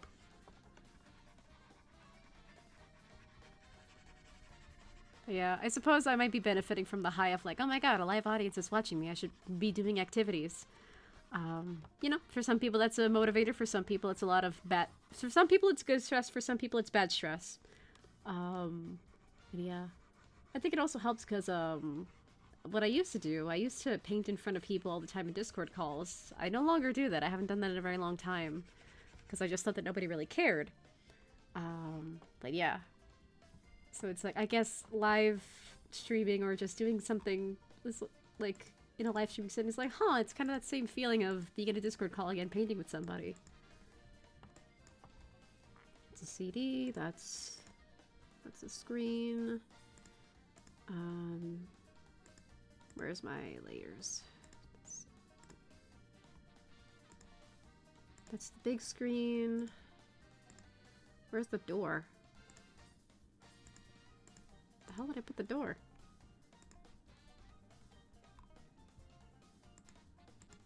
And this is why I should probably name my layers, but I'm just so flighty and forgetful, and I just get so distracted by creating things that it's like, organization, what's that? I don't know what that is. I don't know what it's like to be organized. There's the door. And it's connected to the speakers. Gosh darn it. Okay, so do a little rectangle around that door. Copy it. Paste it in its own wrong layer. I was on the wrong layer. Okay, layer 5. Okay, rectangle by the door. Copy it. Paste it in its own layer. And there we go. So now what we do with the original layer is we erase that door. So now we just have a copy of it. So that way we have the smaller screen activated. We don't have that door. So we don't have that door and we can have the second screen. What we also need to do, we need to make a copy of our gradient colors, and we need to make a copy of our texture. Or our nice grainy texture over here. So that way we can accommodate the door. And the extra screen.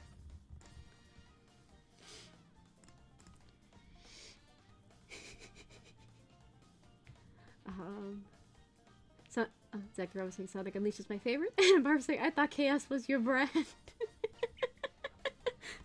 Yeah, I suppose Chaos is a bit of my brand, but in terms of Sonic games, again, Frontiers is the only one I'm good at so far that I can play without asking for help. Because I have played Sonic Adventure 2, I've played Generations on my own. Also played a little bit of Lost World on my own. Just to see if it would be viable for stream. That was like the first game that I tested out when trying to figure out how to use OBS. Funnily enough.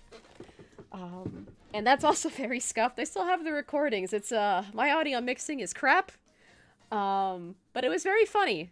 It's just like, huh, I am attempting to stream. I'm treating this like a Let's Play, during this test. So like, for 5-minute to 10-minute chunks, I'm just trying to play Lost World, and I kept screaming and, like, watching the audio just, like, pop. And the music was drowning me at the same time, too. That was all weird. But yeah, like, those are games where I'm not really good at them on my own. So if I stream them, I'm going to not be very good at them. Frontiers, I'm gonna have a little bit of help, because I've played Frontiers on the Switch, and I'm decent at it on my own, without asking for help. If I play Sonic Adventure 2, there's that one Rouge level in Sonic Adventure 2 that I'm going to need all the help and miracles I can possibly get, because playing that on my own is a nightmare. But yeah. Yeah, there are a lot of games I want to stream. I think there's a Steam sale coming up on the 14th, so I'm going to see how much Frontiers is then, because recently it's been dropping down to like 60%, and 60% off of Frontiers is a pretty decent discount. So I'm gonna see how much it is then. If it goes even lower, even better, but yeah. I don't know. I'm having to budget myself very carefully this month. So, yeah, I gotta see if I can actually afford it. I don't know if I'm gonna get anything at the Steam sale that's coming up, but I'll see. Because you never know. You might come up with a good deal, maybe not, but you never know if you don't try.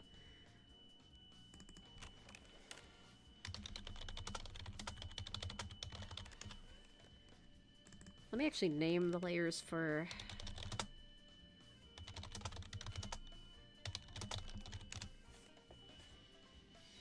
Alright, I have named the layers for the layers that will accommodate the small screen. Okay, I have it on another.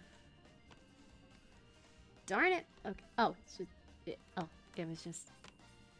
It's not that it wasn't working, it was just the layer underneath it was turned on. So I didn't see what I was erasing.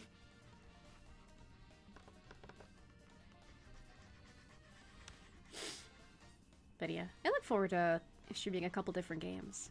What I thought about doing, and honestly kind of the main motivator for me having this overlay that's vintage PC themed, is because I fell in love with a game called Needy Streamer Overload. And I thought that like a vintage PC style overlay would be perfect for that game. So yeah, admittedly, I kind of made this overlay in mind with that game specifically. But if we complete this, then I could just boot up Needy Streamer Overload and then just like play a little bit of it, perhaps. Because honestly, like, I was asking Tommy for advice on how to set up OBS, and he was walking me through the process, and without his help, I wouldn't be on here right now. But yeah, it's like, this is just for the sake of the test. I'm not really sure what I'll be doing, so that's why I called the stream, like, attempting to become a VTuber by making overlays and drafting outfits. Because I thought I was just gonna be in Clip Studio the entire time. And I mean, so far that has been the case, so... Yeah, but theoretically, if I finish this in a time frame that I like and everyone still has energy, and if I still have energy, maybe I could boot up some Needy Streamer Overload.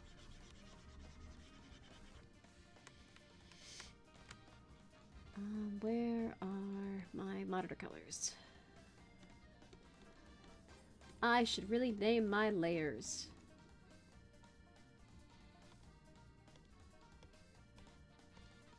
There we go.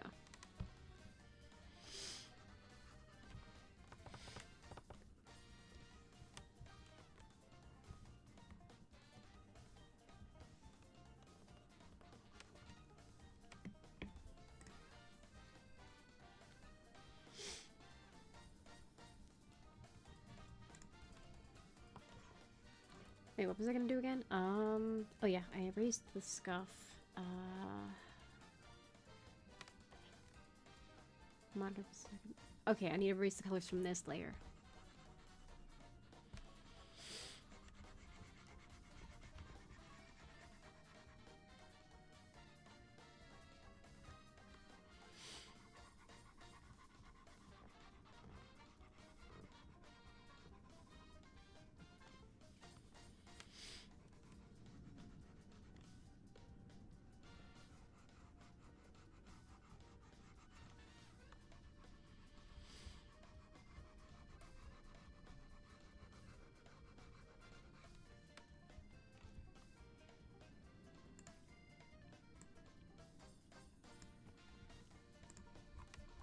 Look at it, it's so pretty!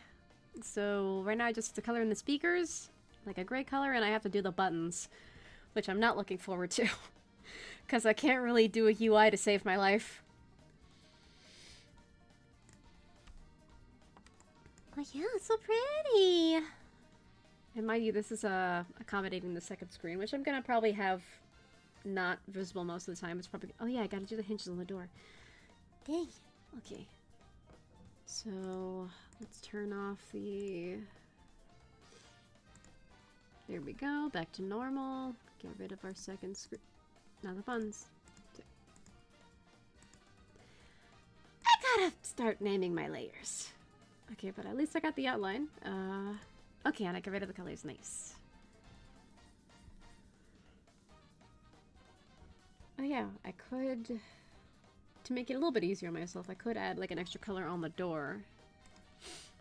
Could use this nice lavender color over here. I'll just bump it up to 80 when we're working on that again. Actually, no, let me back to 80. Duplicate, just in case I don't like it.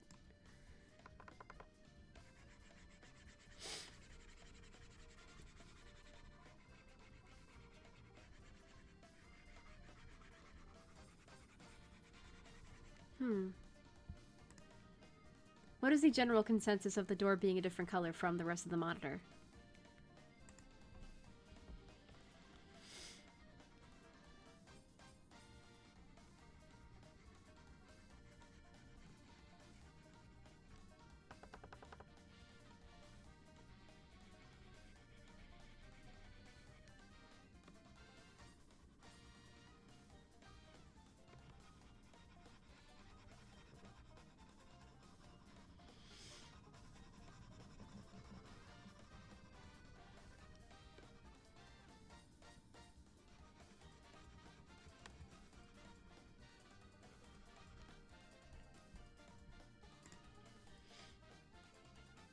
Oh, I'm getting it's fine so far. Nice! know what I could have done is I could have... Oh no, it's gonna be reduced to 80% anyway, so let's see how it looks. Bring this down to 80%. So you could still see the...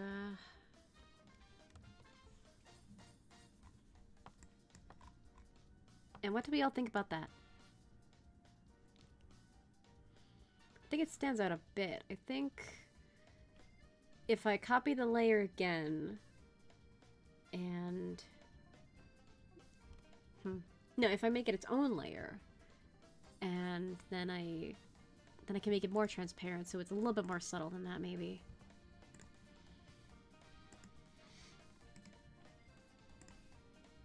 Oh, wait, I don't need to duplicate it. I just need a layer visible.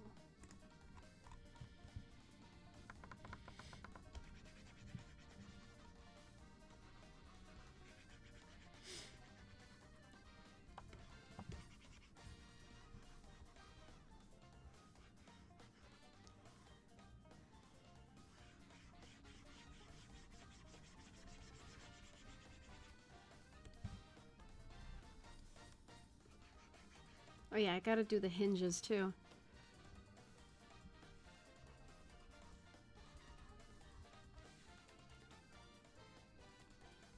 So it's even more subtle. And that way it doesn't stand up too much. Listen, I'm only good at woodworking. Regular art is a bit out of my shop parameter. Sorry. No, it's okay. You're fine. Like... It's rare that I show my art in front of an audience, so it's like, I wonder what everyone else has to think about it. But I actually think it's like, if it's a little bit more transparent on its own layer, it's kind of like it shows that it's different from the rest of the PC, as it were, but it's also like, it's not too gaudish, maybe? Which is ironic, because there's like this darker lavender over here, but then the borders for the screens are meant to be like that lavender color, so... Meh. I don't know, I just like pink. I wanted to make a pink PC. So here I am, making my own little pink PC overlay. Make it not stand out as much. I could also, like, make this little CD thingy the same shade of... Well, everyone is so many wares, I don't get that option. I mean... Honestly, like, it depends on, like, where you want to, like, sell your wares, per se. Because, I've seen a lot of flea market flip. And the gaudy colors that people paint furniture on flea market flip. And granted, it's a reality TV show, and there are probably a lot of plants that, like, go up to the stall, and it's like, I would unironically buy that product, but, like, they're probably a plant so that the show has something to talk about. But I don't know, I feel like there's a market for everything, it's just about trying to find it. I too went through that phase where it's like, I've watched enough flea market flip, I think I could take a cabinet or a bookshelf and flip it and make it all pretty. Unfortunately, I don't have the space to do that kind of thing, nor do I have any woodworking materials to do that stuff with. Granted, I'm also the same person that wants a self-defense chainsaw, but that's a different story. But yeah. Like, in my area, it's, like, it would be very hard to, like, theoretically, if I go to a flea market with a friend, and they help me take, like, a bunch of wood scraps or, like, bookshelves or other wooden furniture home, that's one thing. But then, where do I, like, sell them at? Because all the good flea markets that would actually be worth my while are states away, and I can't drive! So, I would have a lot of trouble offloading that.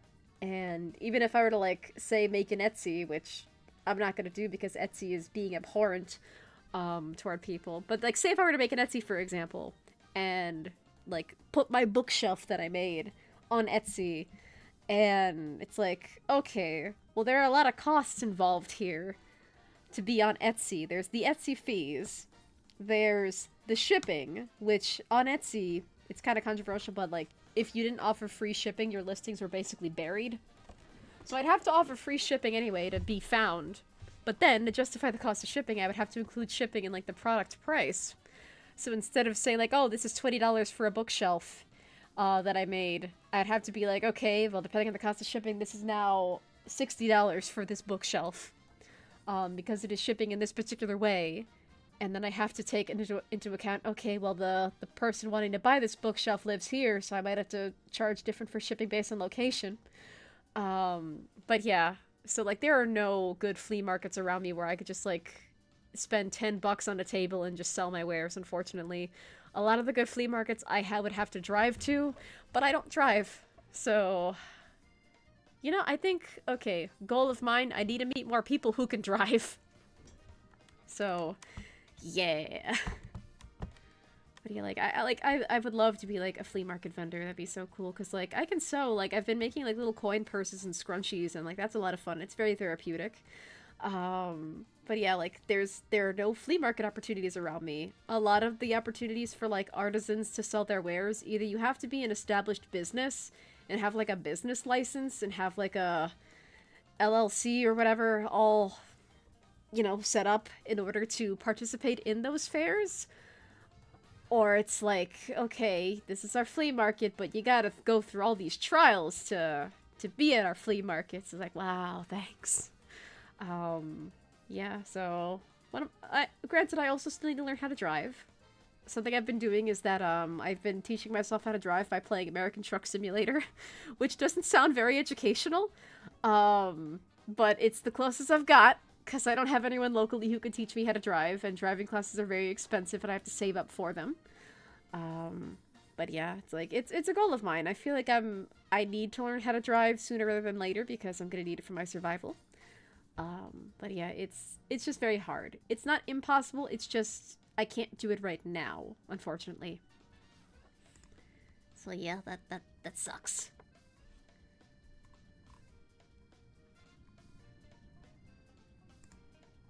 But yeah, like, I don't know. I've been trying to, I don't think I've been trying to teach myself a whole lot of things. But, like, driving is definitely going to be the big one where it's like, I need to learn how to drive at some point. So I'm kind of teaching myself now. And even if I don't have the most realistic driving experience by playing American Truck Simulator, I'm at least teaching myself traffic law.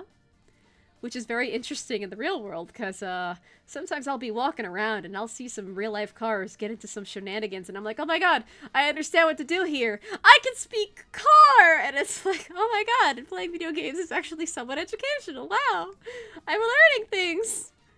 And yeah, so I'm kind of teaching myself. I'm at least teaching myself traffic law. But I haven't gotten behind the wheel of an actual car yet. So, yeah. I need to do that.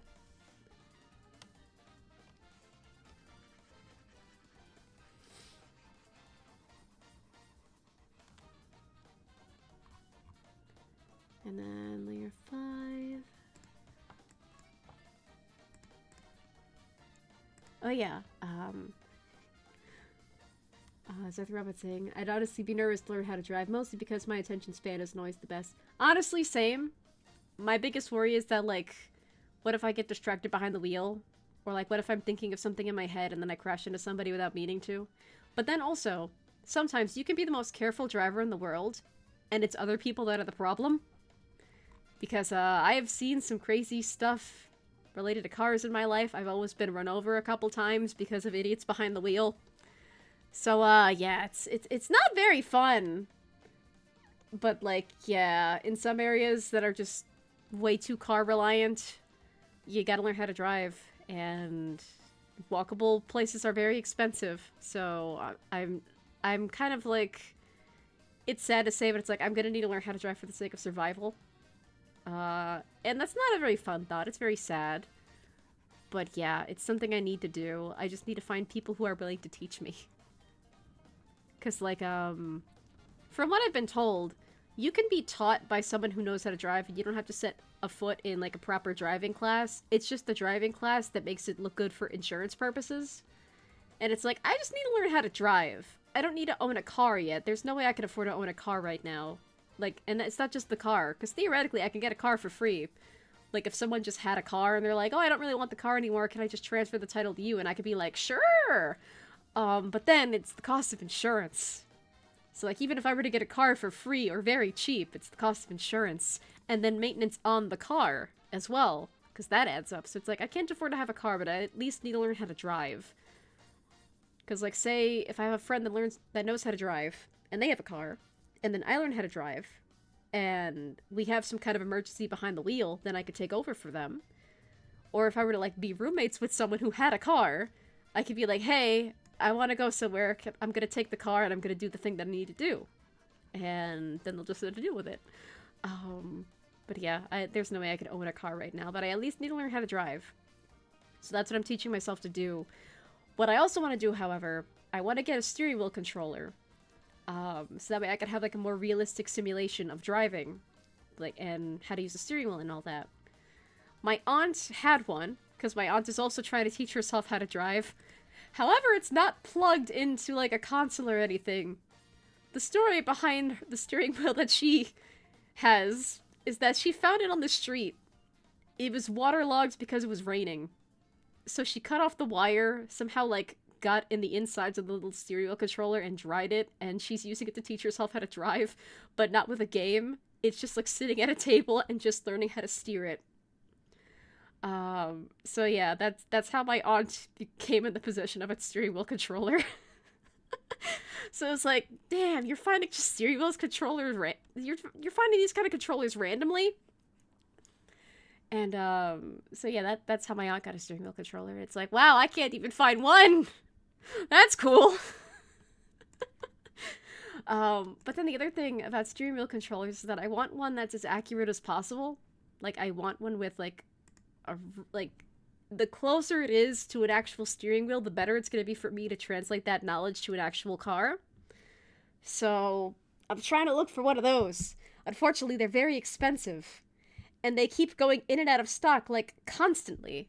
So it's like, wow, I don't know if I'm ever going to get a steering wheel controller at this point. Like, god damn it, I just need to teach myself how to drive so I don't die. But yeah. And also the song ended, so... Ooh, Silent Forest. I like Silent Forest. This is another one. This is another jazzy one off the Lost World soundtrack. It's so nice.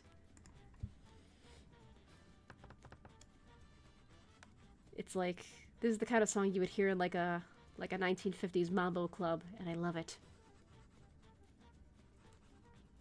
But yeah. Although all this talk about driving, earlier, Adam, I noticed you said, I wanted to learn more about the self-defense chainsaw. Well, fun / depressing / horrifying story behind that. Once upon a time, there was an incident where my apartment almost got broken into. Thankfully, I screamed loud enough that whoever was trying to get into my apartment ran away. But I had to call the cops, and it was a horrifying thing. What's worse is that the cops did not come back. You know how in, like, TV, like, you ask the cops, oh, somebody went this way, and then they chase whoever went that way in that direction? But then usually they come back to be like, oh, yeah, we didn't see anybody, or oh, we found somebody, or whatever. You know how they usually come back? They didn't come back. So I had been up until, like, 5 or 6 in the morning just crying because I was in fear. Thankfully, my mother was in the apartment with me that night, so I wasn't alone. But yeah, that was scary. So, from then on, I was like, I need to get some kind of self-defense weapon. But yeah, so it was like, I need something to defend myself. And then randomly I was like, what about a chainsaw? That would scare somebody. So ever since then, I've just had this joke of like, I want to get a self-defense chainsaw. Because that just sounds like it's fun. Like, you wouldn't even have to hurt anybody at that point. You just, like, plug it in and rev it up and hopefully they'll go running. Yeah. So that's where the view of self-defense chainsaw came from. Yeah. And sorry that happened to you. It's okay. It's been a couple years since then. It's still scary to think about, but, like, hey, it could be worse. Like, I could have died. They could have come in, and I didn't know what they were gonna do. So, like, at least I survived. Sam stops convincing people to gift you lethal weapons. Well, you know, I was looking up stun guns on Amazon at one point. Unfortunately, they won't ship stun guns to my area, so, I can't legally get a stun gun for self-defense purposes. Yeah, like, the listings are on Amazon, they just say, like, sorry, we can't ship it to your area, you can't add it to cart. So it's like teasing you with the idea of getting the thing, but they can't ship it to me legally. So, yeah. But yeah, I went through a phase where it's like, after that incident, I was just like, I need something to defend myself, so I need to look into something. But yeah. So like I figured like, oh, chainsaw. That's interesting. Like, cause again, you just rev up a chainsaw and hopefully people go running and they leave you alone. So that was kind of my mentality with it, where it's like, oh, that'd be an interesting thing to have. And then I can use the chainsaw for other purposes. But yeah. And then, cause yeah, it's also like, cause I have spaghetti arms. You can see on my model, they're spaghetti. I can't like cause major damage with these little baby hands, little baby arms. So it's like, at least with a chainsaw, that's doing all the heavy lifting for you. It's being scary all on its own. All you have to do is hold it. Yeah.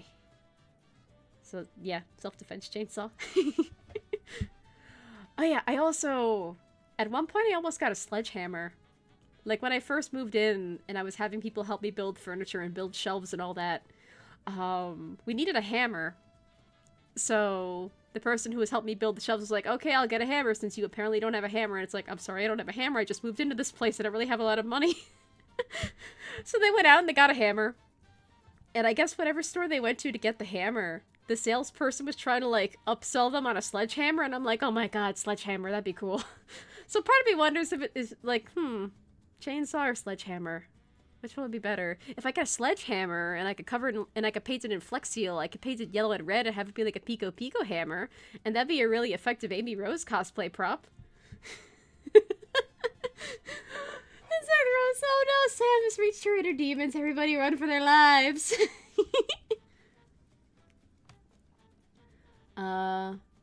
There's a person named Virgil with a little sword emoji in their name saying, hello, how are you doing today? I'm doing well. But yeah. And it's like, theoretically, I could get a chainsaw, because they have, like, miniature chainsaws. And, like, electric chainsaws that you, like, plug into an outlet. Because, like, there's no way that I could have, like, a gas-powered chainsaw, like, where I'm living. So I would need an electric one that you just plug into an outlet and it just has, like, a gigantic cord that's as long as Rapunzel's hair. So, yeah. That could be a thing I do. But yeah, like I said earlier, I need to commission a musician to be like, hey, can you make me, like, a legally distinct Sephiroth theme to just play whenever I just go on these really dark and weird tangents of forbidden and cursed knowledge and other dangerous activities. What else do I need to do? This is actually coming along a lot faster than I thought. So that's fun.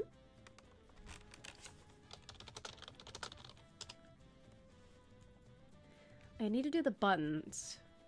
And I think that's about it.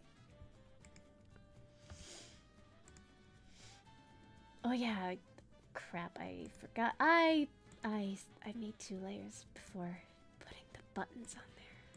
Oh, and before even doing the speakers as well. Okay, well I need to do the speakers on the other layers as well. Okay, that's fun. I made another chore for myself, but it's okay.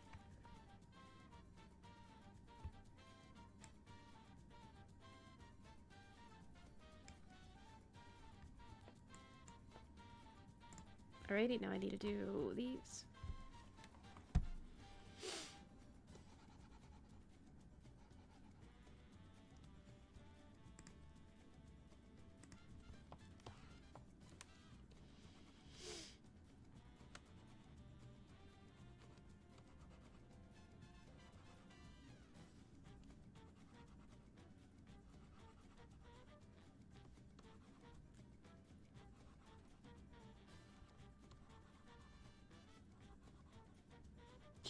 Excuse me. But yeah, I'm surprised I've been on this long. That's like saying, the annoying finishing touches. Yes, they're so annoying. Especially it's like when you've done stuff on like one layer and then it's like, oh crap, I forgot to do it on all the other layers. Now I have to do it all over again. But yeah, at least it's just coloring in the little speakers over here, and then I have to color in the little door hinge for the door on the second monitor. But yeah, it's okay. We all start out scuffed.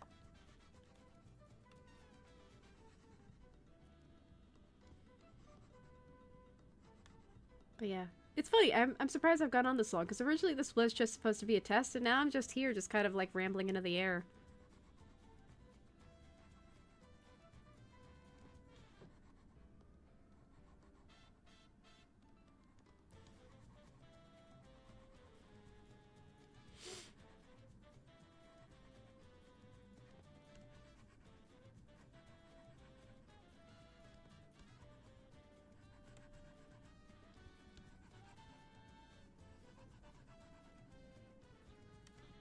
You know, the more I listen to Silent Forest, I either picture like a mambo club in the 50s, or I'm just picturing like a mariachi band.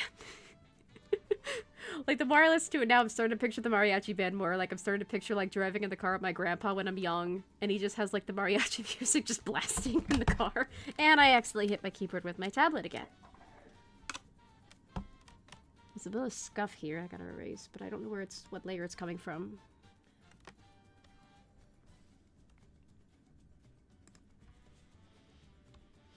Okay, it's coming from the textures.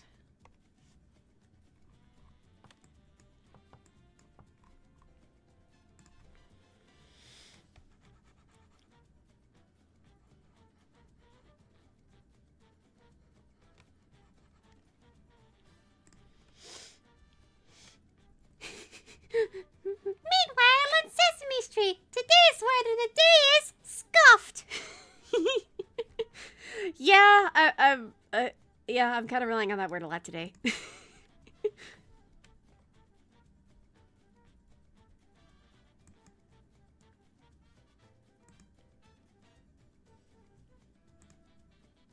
Wait a second. What the heck layer am I working on?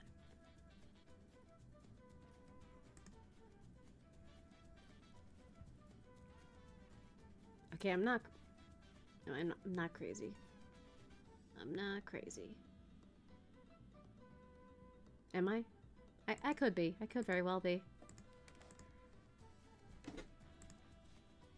So what the heck is this? Okay. No, I'm not crazy. What is the layer? What did I name this layer again? God dang it. Huh. Oh yeah, because that layer's okay. I'm not crazy, okay. I'm mixing up all my layers and not a fan. Not a fan of mixing up all my layers.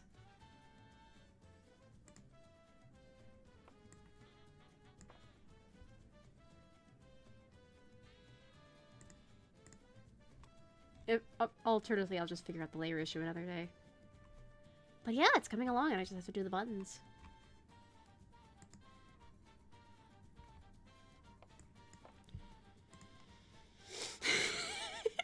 That was a really good Ellen impression. Holy shit, thank you!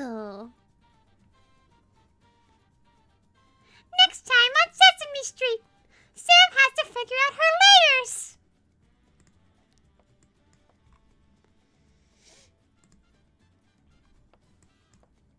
Okay, that's one pair of buttons. That's the door. That's the speakers. That's the CD port. That's the extra screen outline. That's the paper versions. That's the outline for the main PC. That's my other outline that I didn't use. That's the layer for the main screen. The heck did I do? That is the question. What the heck did I do? I'll figure this out another day. But yeah, just gotta do the buttons. I'll do the button colors on their own layer.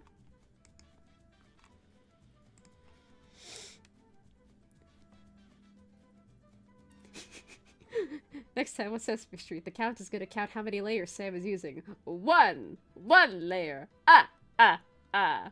Two layers. Ah, ah, ah.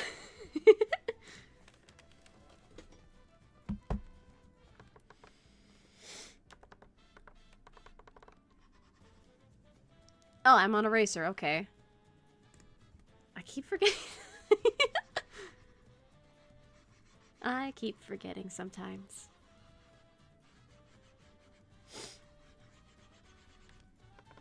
So I could make the buttons purple.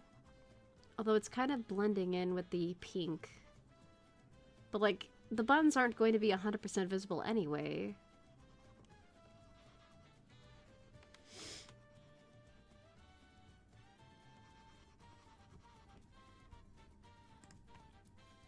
Lavender? Like, yeah, they were lavender originally on the drawing.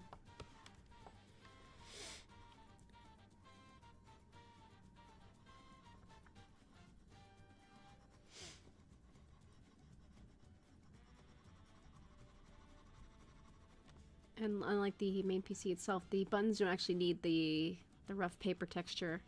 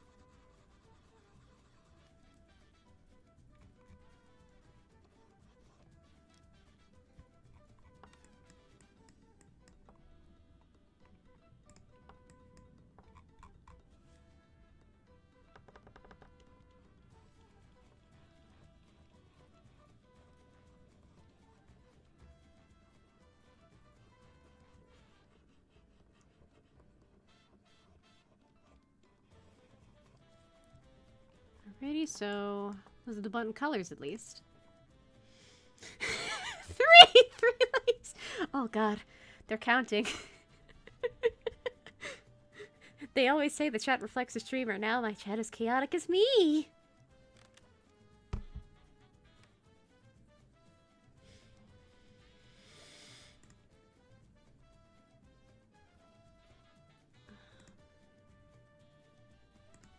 Oh, and yeah, that's my original layer.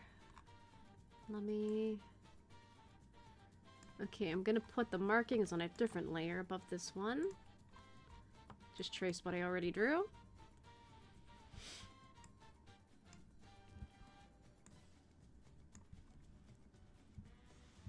Okay, I'm on the brush this time.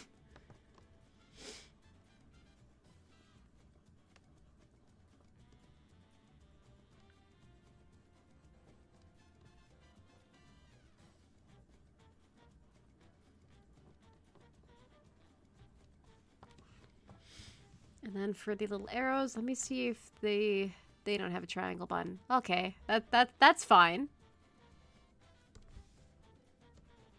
So I'll just trace over what I drew.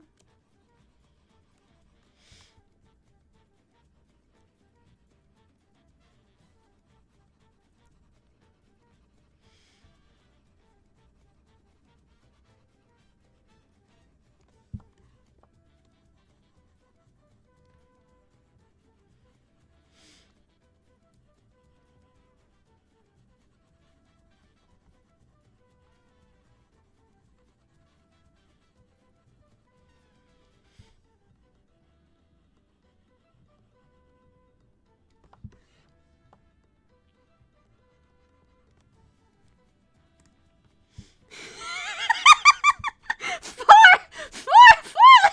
layers!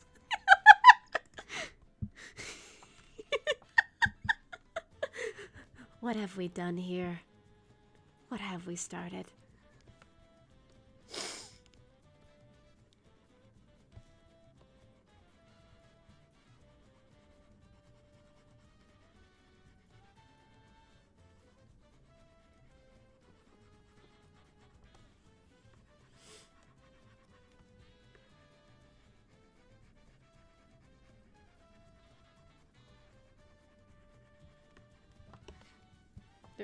They're not the most even, but whatever.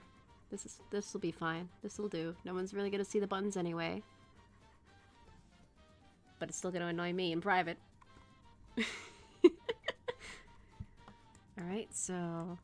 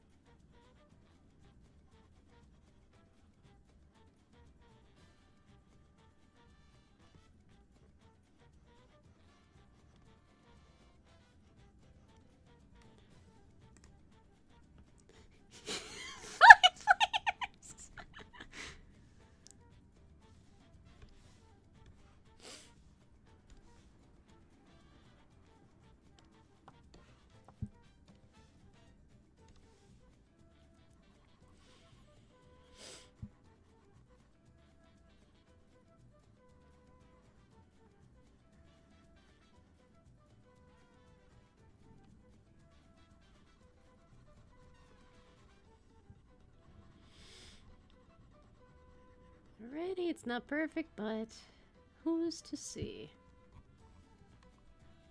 And I made the little so-called record buttons a different color from the, like, the channel and volume buttons, just for the sake of variety. So, let's get our colors back in.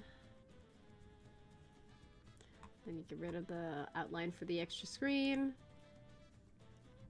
Let me get the texture back in. Oh, and nope. That's the one. Well, yeah, it looks pretty good. Ugh, big stretch. Letitia. What is the Letitia? We are now the chaos. I think so. I didn't think my chat would develop this kind of personality so early, but here I am. 2 hours and 22 minutes and 2 seconds in.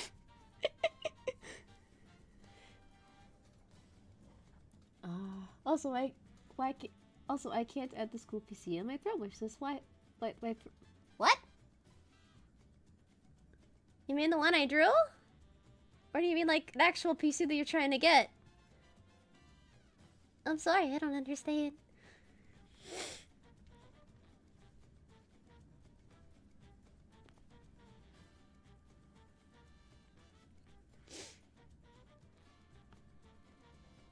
No, I mean the app Throne. Oh, I've never used the mobile app. They have a mobile app now, but I've never used it.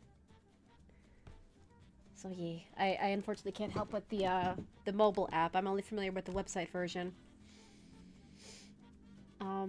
My best guess maybe it could be glitching out, but I'm not sure.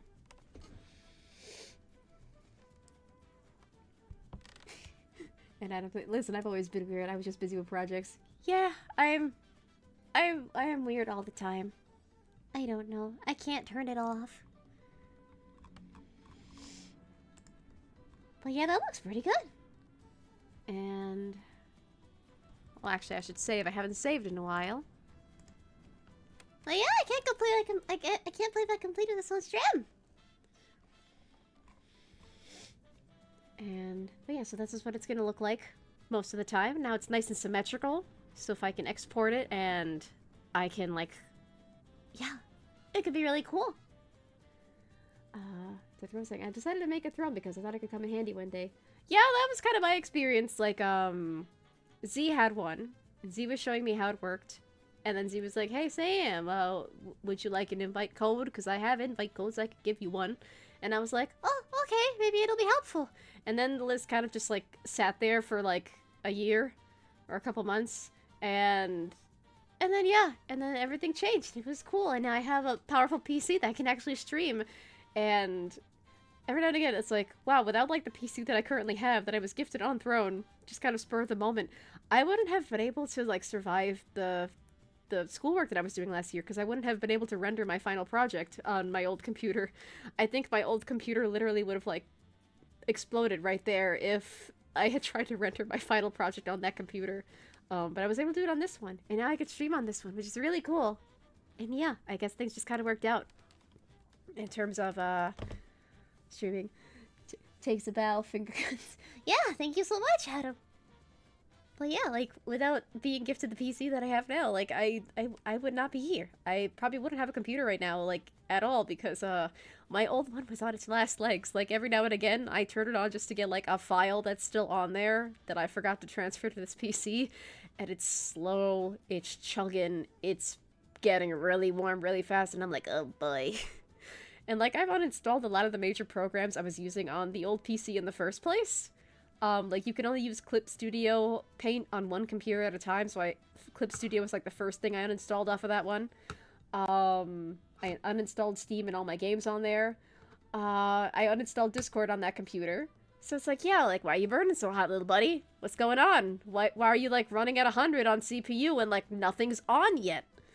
So, yeah, it was a tough time with that computer. Like, I would not have been able to render my final project on that one, but yeah. I wouldn't have been able to stream on that one. Like, if I had been stuck using that same laptop that I was on before, it might have just exploded and stopped working by now, and I wouldn't have a computer at all. But yeah, I'm grateful for what I have now, and I'm grateful that I have my friends and everyone who supports me and has been looking forward to my streaming and other adventures. It was a boomer. Yeah, like, it's crazy. I just have no luck.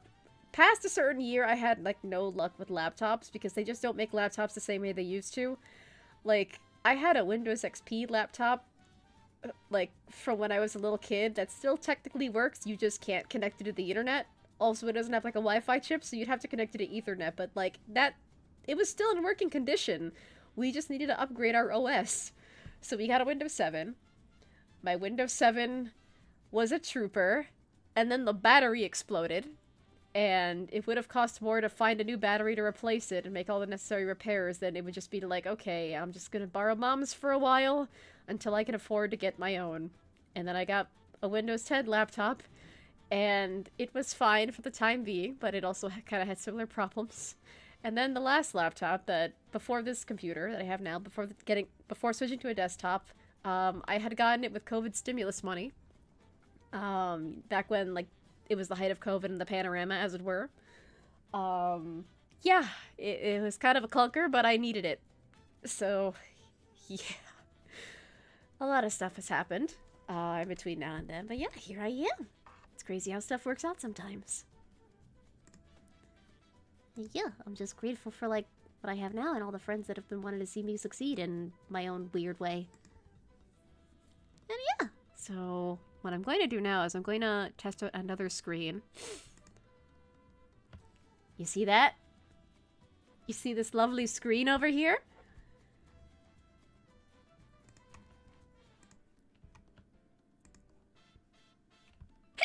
Oh, sorry. Okay. I was checking YouTube. I was checking YouTube itself to see if it was visible. Because on OBS everything is faster for me, obviously, so there's a bit of a delay. But yeah, so this is my Be Right Back screen. This is a photo that I took myself. Yeah, it's a nice photo that I took myself. It's my own little photography. You see, I love camera photography. I haven't had a proper camera in years though, so this was taken on a cell phone. But hey, I made it work, so this is my temporary Be Right Back screen. So what I'm going to do is I'm going to just save what I have right now. And... oh, I need to get rid of the green background on this drawing, otherwise I'll export it with the green background. So, let me export what I have now. I'm just going to do the version with the door, just for the sake of testing. So...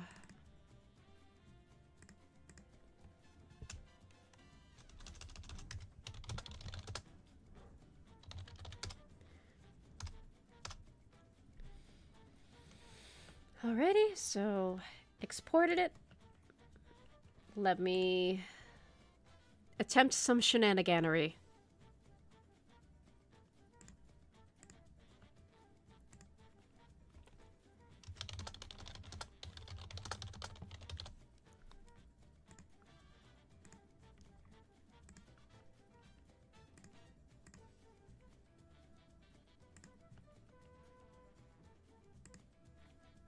And here we are.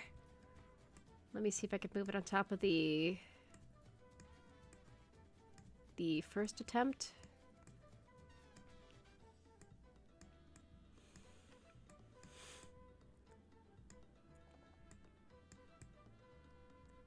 Can I don't know if I can make images transparent in OBS, unfortunately. And the screen is a slightly different size. Slightly different, but we're trying. And there I am again. Well, yeah. So what I'm also going to do is I'm gonna pause the music for a hot second. Oh, I stopped at a good point in the music. But yeah. So let me test out this overlay with the game that I wanted to make this overlay for. Which I'm going to have to resource and resize. I know that's for sure. I found it! So let me set up game capture.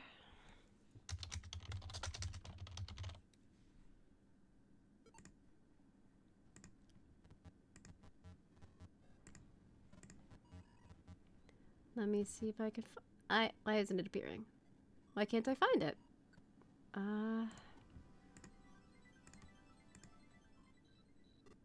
And why can't I find it? Okay, this is fantastic. Let me try it again. Or alternatively, no, I can't do that.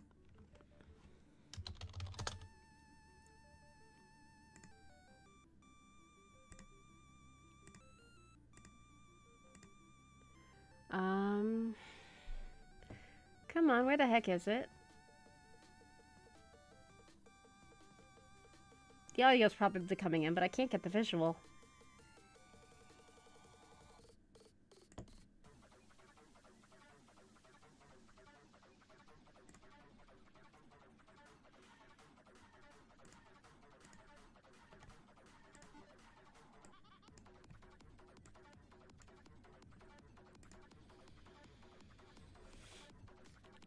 Is this it? I got it! Okay.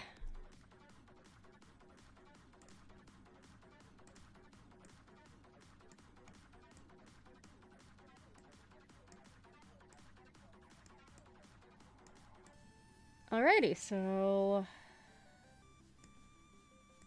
let me sizing it.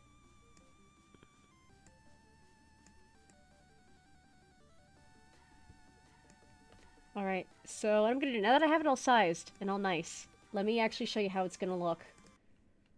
So I'm closing the game, and now I launch it again, and hopefully it's visible on stream.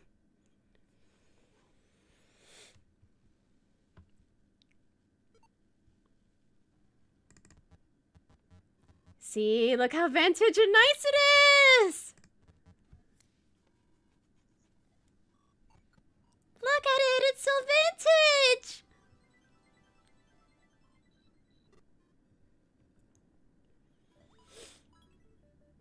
But yeah, this is the game that made me want to have like a little vintage PC overlay. And I'm capturing my cursor as well, so yeah! But yeah, so this is Needy Streamer Overload.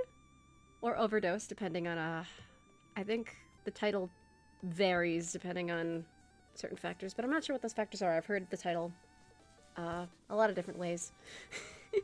Windows 20. Yeah, this game definitely has a sense of humor. Well, yeah. It's like, warning. This game is set in a place sort of like modern-day Japan, but also not. Any resemblance to real places, entities, and persons living or dead is purely coincidental. Do not try any of the more extreme and depressing actions. Some scenes may have intense flashing, and some can be violent and emotionally painful. Please take a break if it messes with you mentally.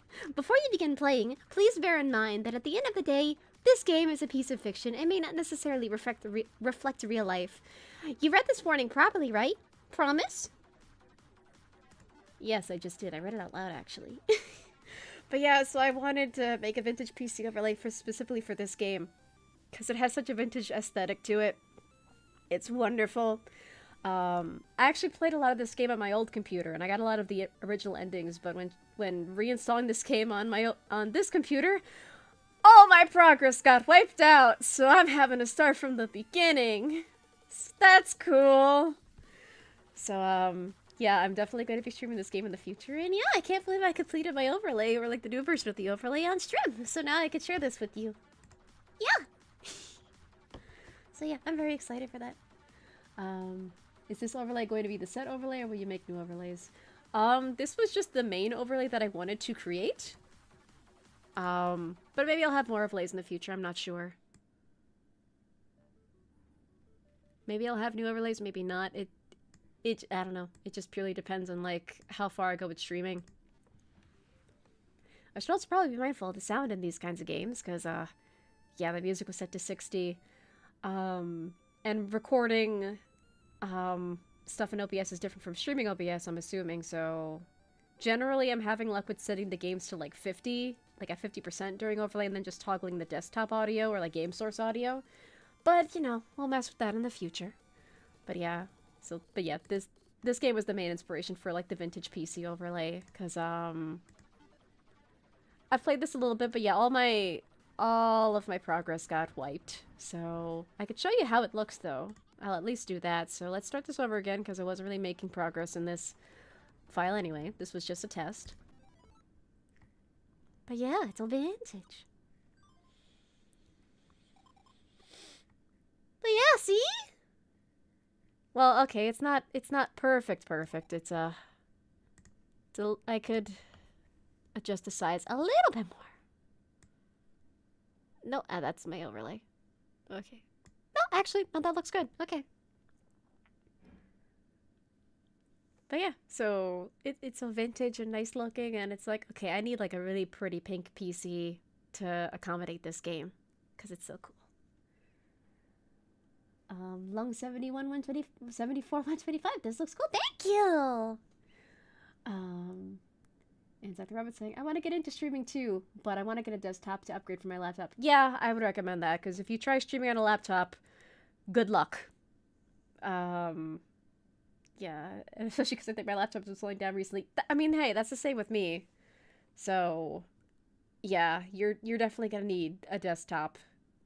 And like, I kept getting told while looking for PCs and deciding on the current one that I have now, is like, I kept getting told, oh, well, that's meant for like office work, but like, it has some pretty good specs, so just pay attention to the specs. Because like, if you're buying a gaming PC, like, that's marketed as a gaming PC, you're probably mostly just paying for all the lights and LEDs and all the other bips and boops, not necessarily just the specs. So like, just pay for specs if you can. You're gonna save a lot of money that way, because don't focus on like, oh, I want it to glow purple, and I want it to have a coffee machine inside of it, and I want it to also be a toaster. Like, don't pay attention to any of that. Just like, pay attention to the specs. And it doesn't matter if it's technically supposed to be an office computer, or if it's meant to be like a gaming computer. Just like, if the specs are the same, it doesn't matter what it's being marketed as. But yeah, so this is the game I wanted to make the overlay for. If more overlays come in the future, cool, but I think what I'll do is I'll hire out next time I want to make an overlay, or I'll just do variants on the little PC overlay I already have. Because what I could also do is I can make like a very simple like frame border, like a very simple rectangle frame, or a square frame, but honestly that's kind of about all I need. So yeah, I went mad lad making an overlay for one game specifically. So yeah, so this is what the game looks like. This is our girlfriend, Ame. And yeah, like, got the stream account, time to log in and get ready. Click on stream and log in with my password, and this is her password. And it's just one character off from her username, so I see cybersecurity isn't your specialty, babe.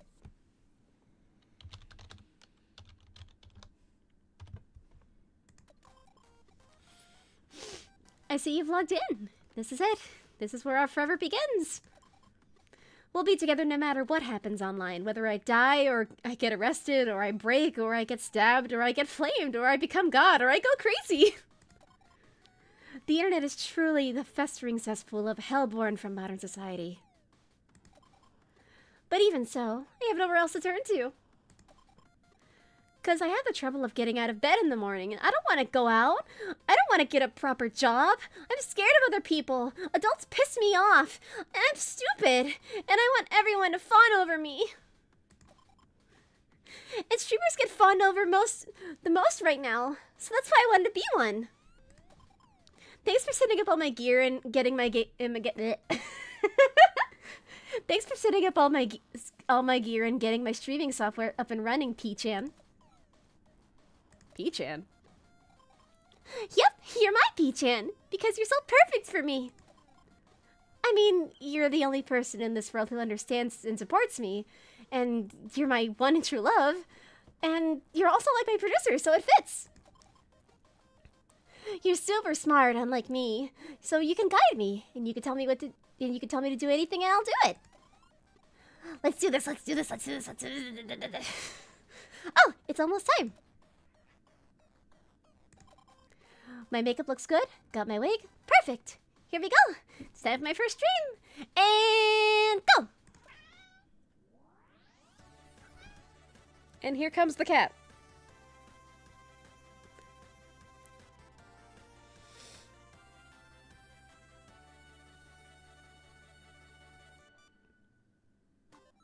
So now you see why I wanted to make this overlay for this specific game. Because it's so pretty! And it's so meta! Is that a cat or a sailor? Well, her little cursor is a cat.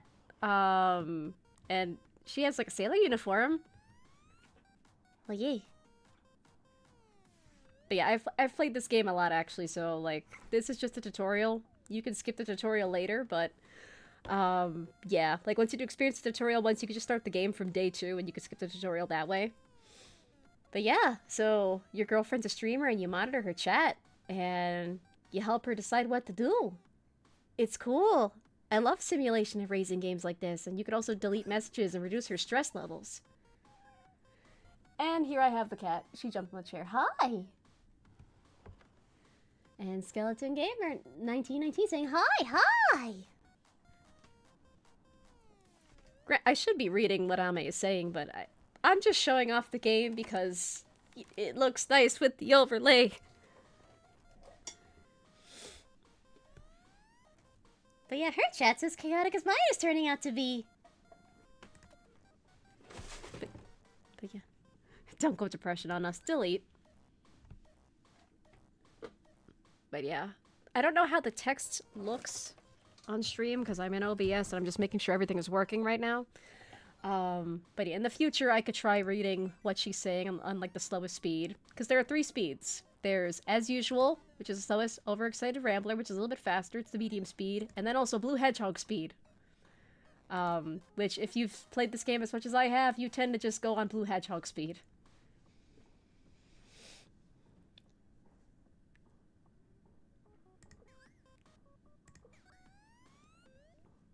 But yeah, and then you can't select any like message feature here. You just have to select the highlighted ones. Those are like her super chats.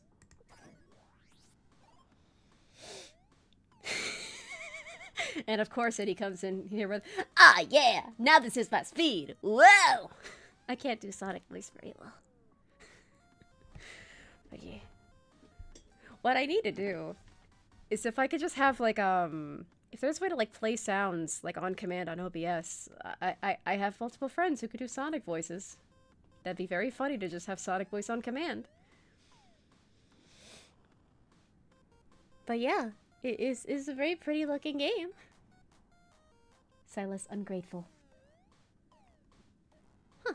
Ungrateful about what? But yeah. So yeah, it's such a pretty game. People here to build you up and support you.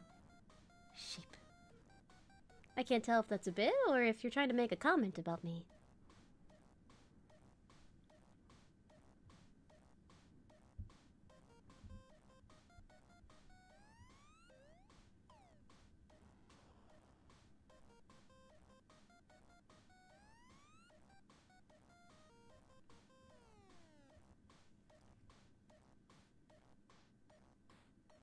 And it seems like I might have to block a person for the first time.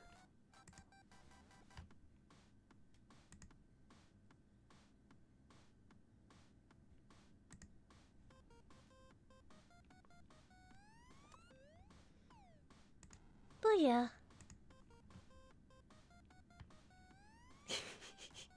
Well, fuck, this isn't Twitch. Yeah, and now we have spammers coming in.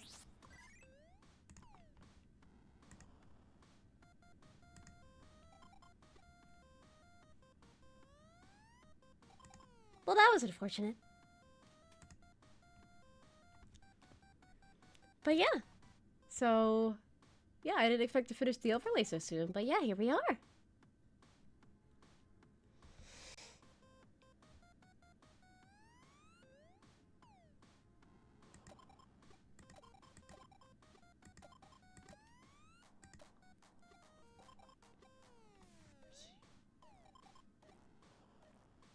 To be honest, I'm surprised we went over 2 hours without that happening sooner. Yeah! Oh damn, your stream is getting the whole package. Yeah, it seems like it. Honestly, I thought that would happen sooner, but... Yeah, excitement hit with just a hint. Excitement with just a hint of paranoia. You know, people are gonna be weird.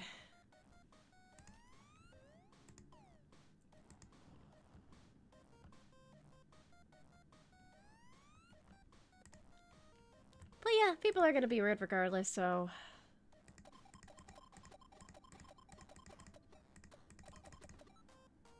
Yeah, I just wanted to get to the second day, that way I could just close the game down. And yeah. But yeah, for the sake of a test, this has been pretty good. I'm surprised it's gone on for as long as it is. So we're going on like 3 hours, basically. Crazy. And now we've got the idiots spamming. That's fantastic. But it's fine. We'll deal with you in some other way.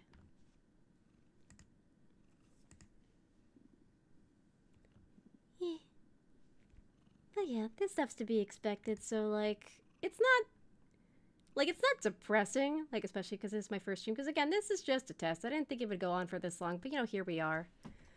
Like, originally it was just gonna be an hour, or like an hour and a half, and now here we are, like 3 hours in, so like double the runtime. And all that. But yeah, so far it's been pretty good. So I will have to write some proper rules down eventually, but, you know, I didn't think I would go on for this long, so I didn't think I would need them immediately, but yeah, here we are.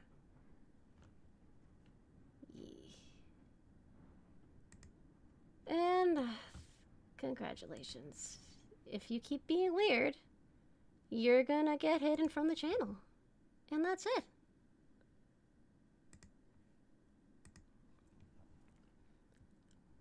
Where did all the hate come from? There are like 2 places that I can think of.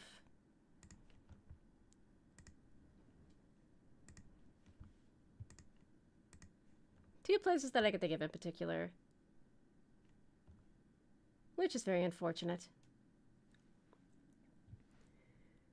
Yeah. Well, granted, like, whenever you share, like, your stream links or whatever on social media, like, you're gonna attract some spam regardless, just because it's like links are out there and then, you know, there they are. So they're just kind of open to everybody. But yeah, in terms of like a targeted attack though, I can only think of like 2 people perhaps that could be responsible. But, you know, who knows. Oh yeah. But yeah, it's not really ending on a downer note for me or anything. Just kind of like, yeah. At least I'm practicing my skills, you know? I'm seeing this more as like an experience. It's like, it's field practice, essentially. And I mean, hey, that could be a good thing. Like, you're preparing yourself for all kinds of situations, really. But it's okay. Like, yeah, I don't know. I feel like I have more to say, but I'm just kind of like running out of steam, I guess. But not in a bad way, just kind of like I've accomplished a lot, I guess. So yeah, I'm proud of myself. But for now, should probably end. Could toggle some settings here and there. But yeah, it's cool. I'm proud of myself. And thank you all for joining me. Because I really appreciate it. Like, I honestly did not expect to, like, you know, have this go well and go for this long. And actually have, like, a chat full of people that I know. And have a chat that also had spammers in it, but we blocked them. And that's nice, just blocking them. And yeah, so I will stop for now, and I'll see you guys another time. I don't really have a stream schedule up at the moment. I don't have set dates by which to do the whole streaming thing. But I mean, hey, like, this was kind of improv in and of itself, but, you know, we'll figure things out. And thank you very much for joining me. I hope you all have a good night. Hopefully I could see you all again soon. And I'll see you later. Bye. Okay, now how do I end stream?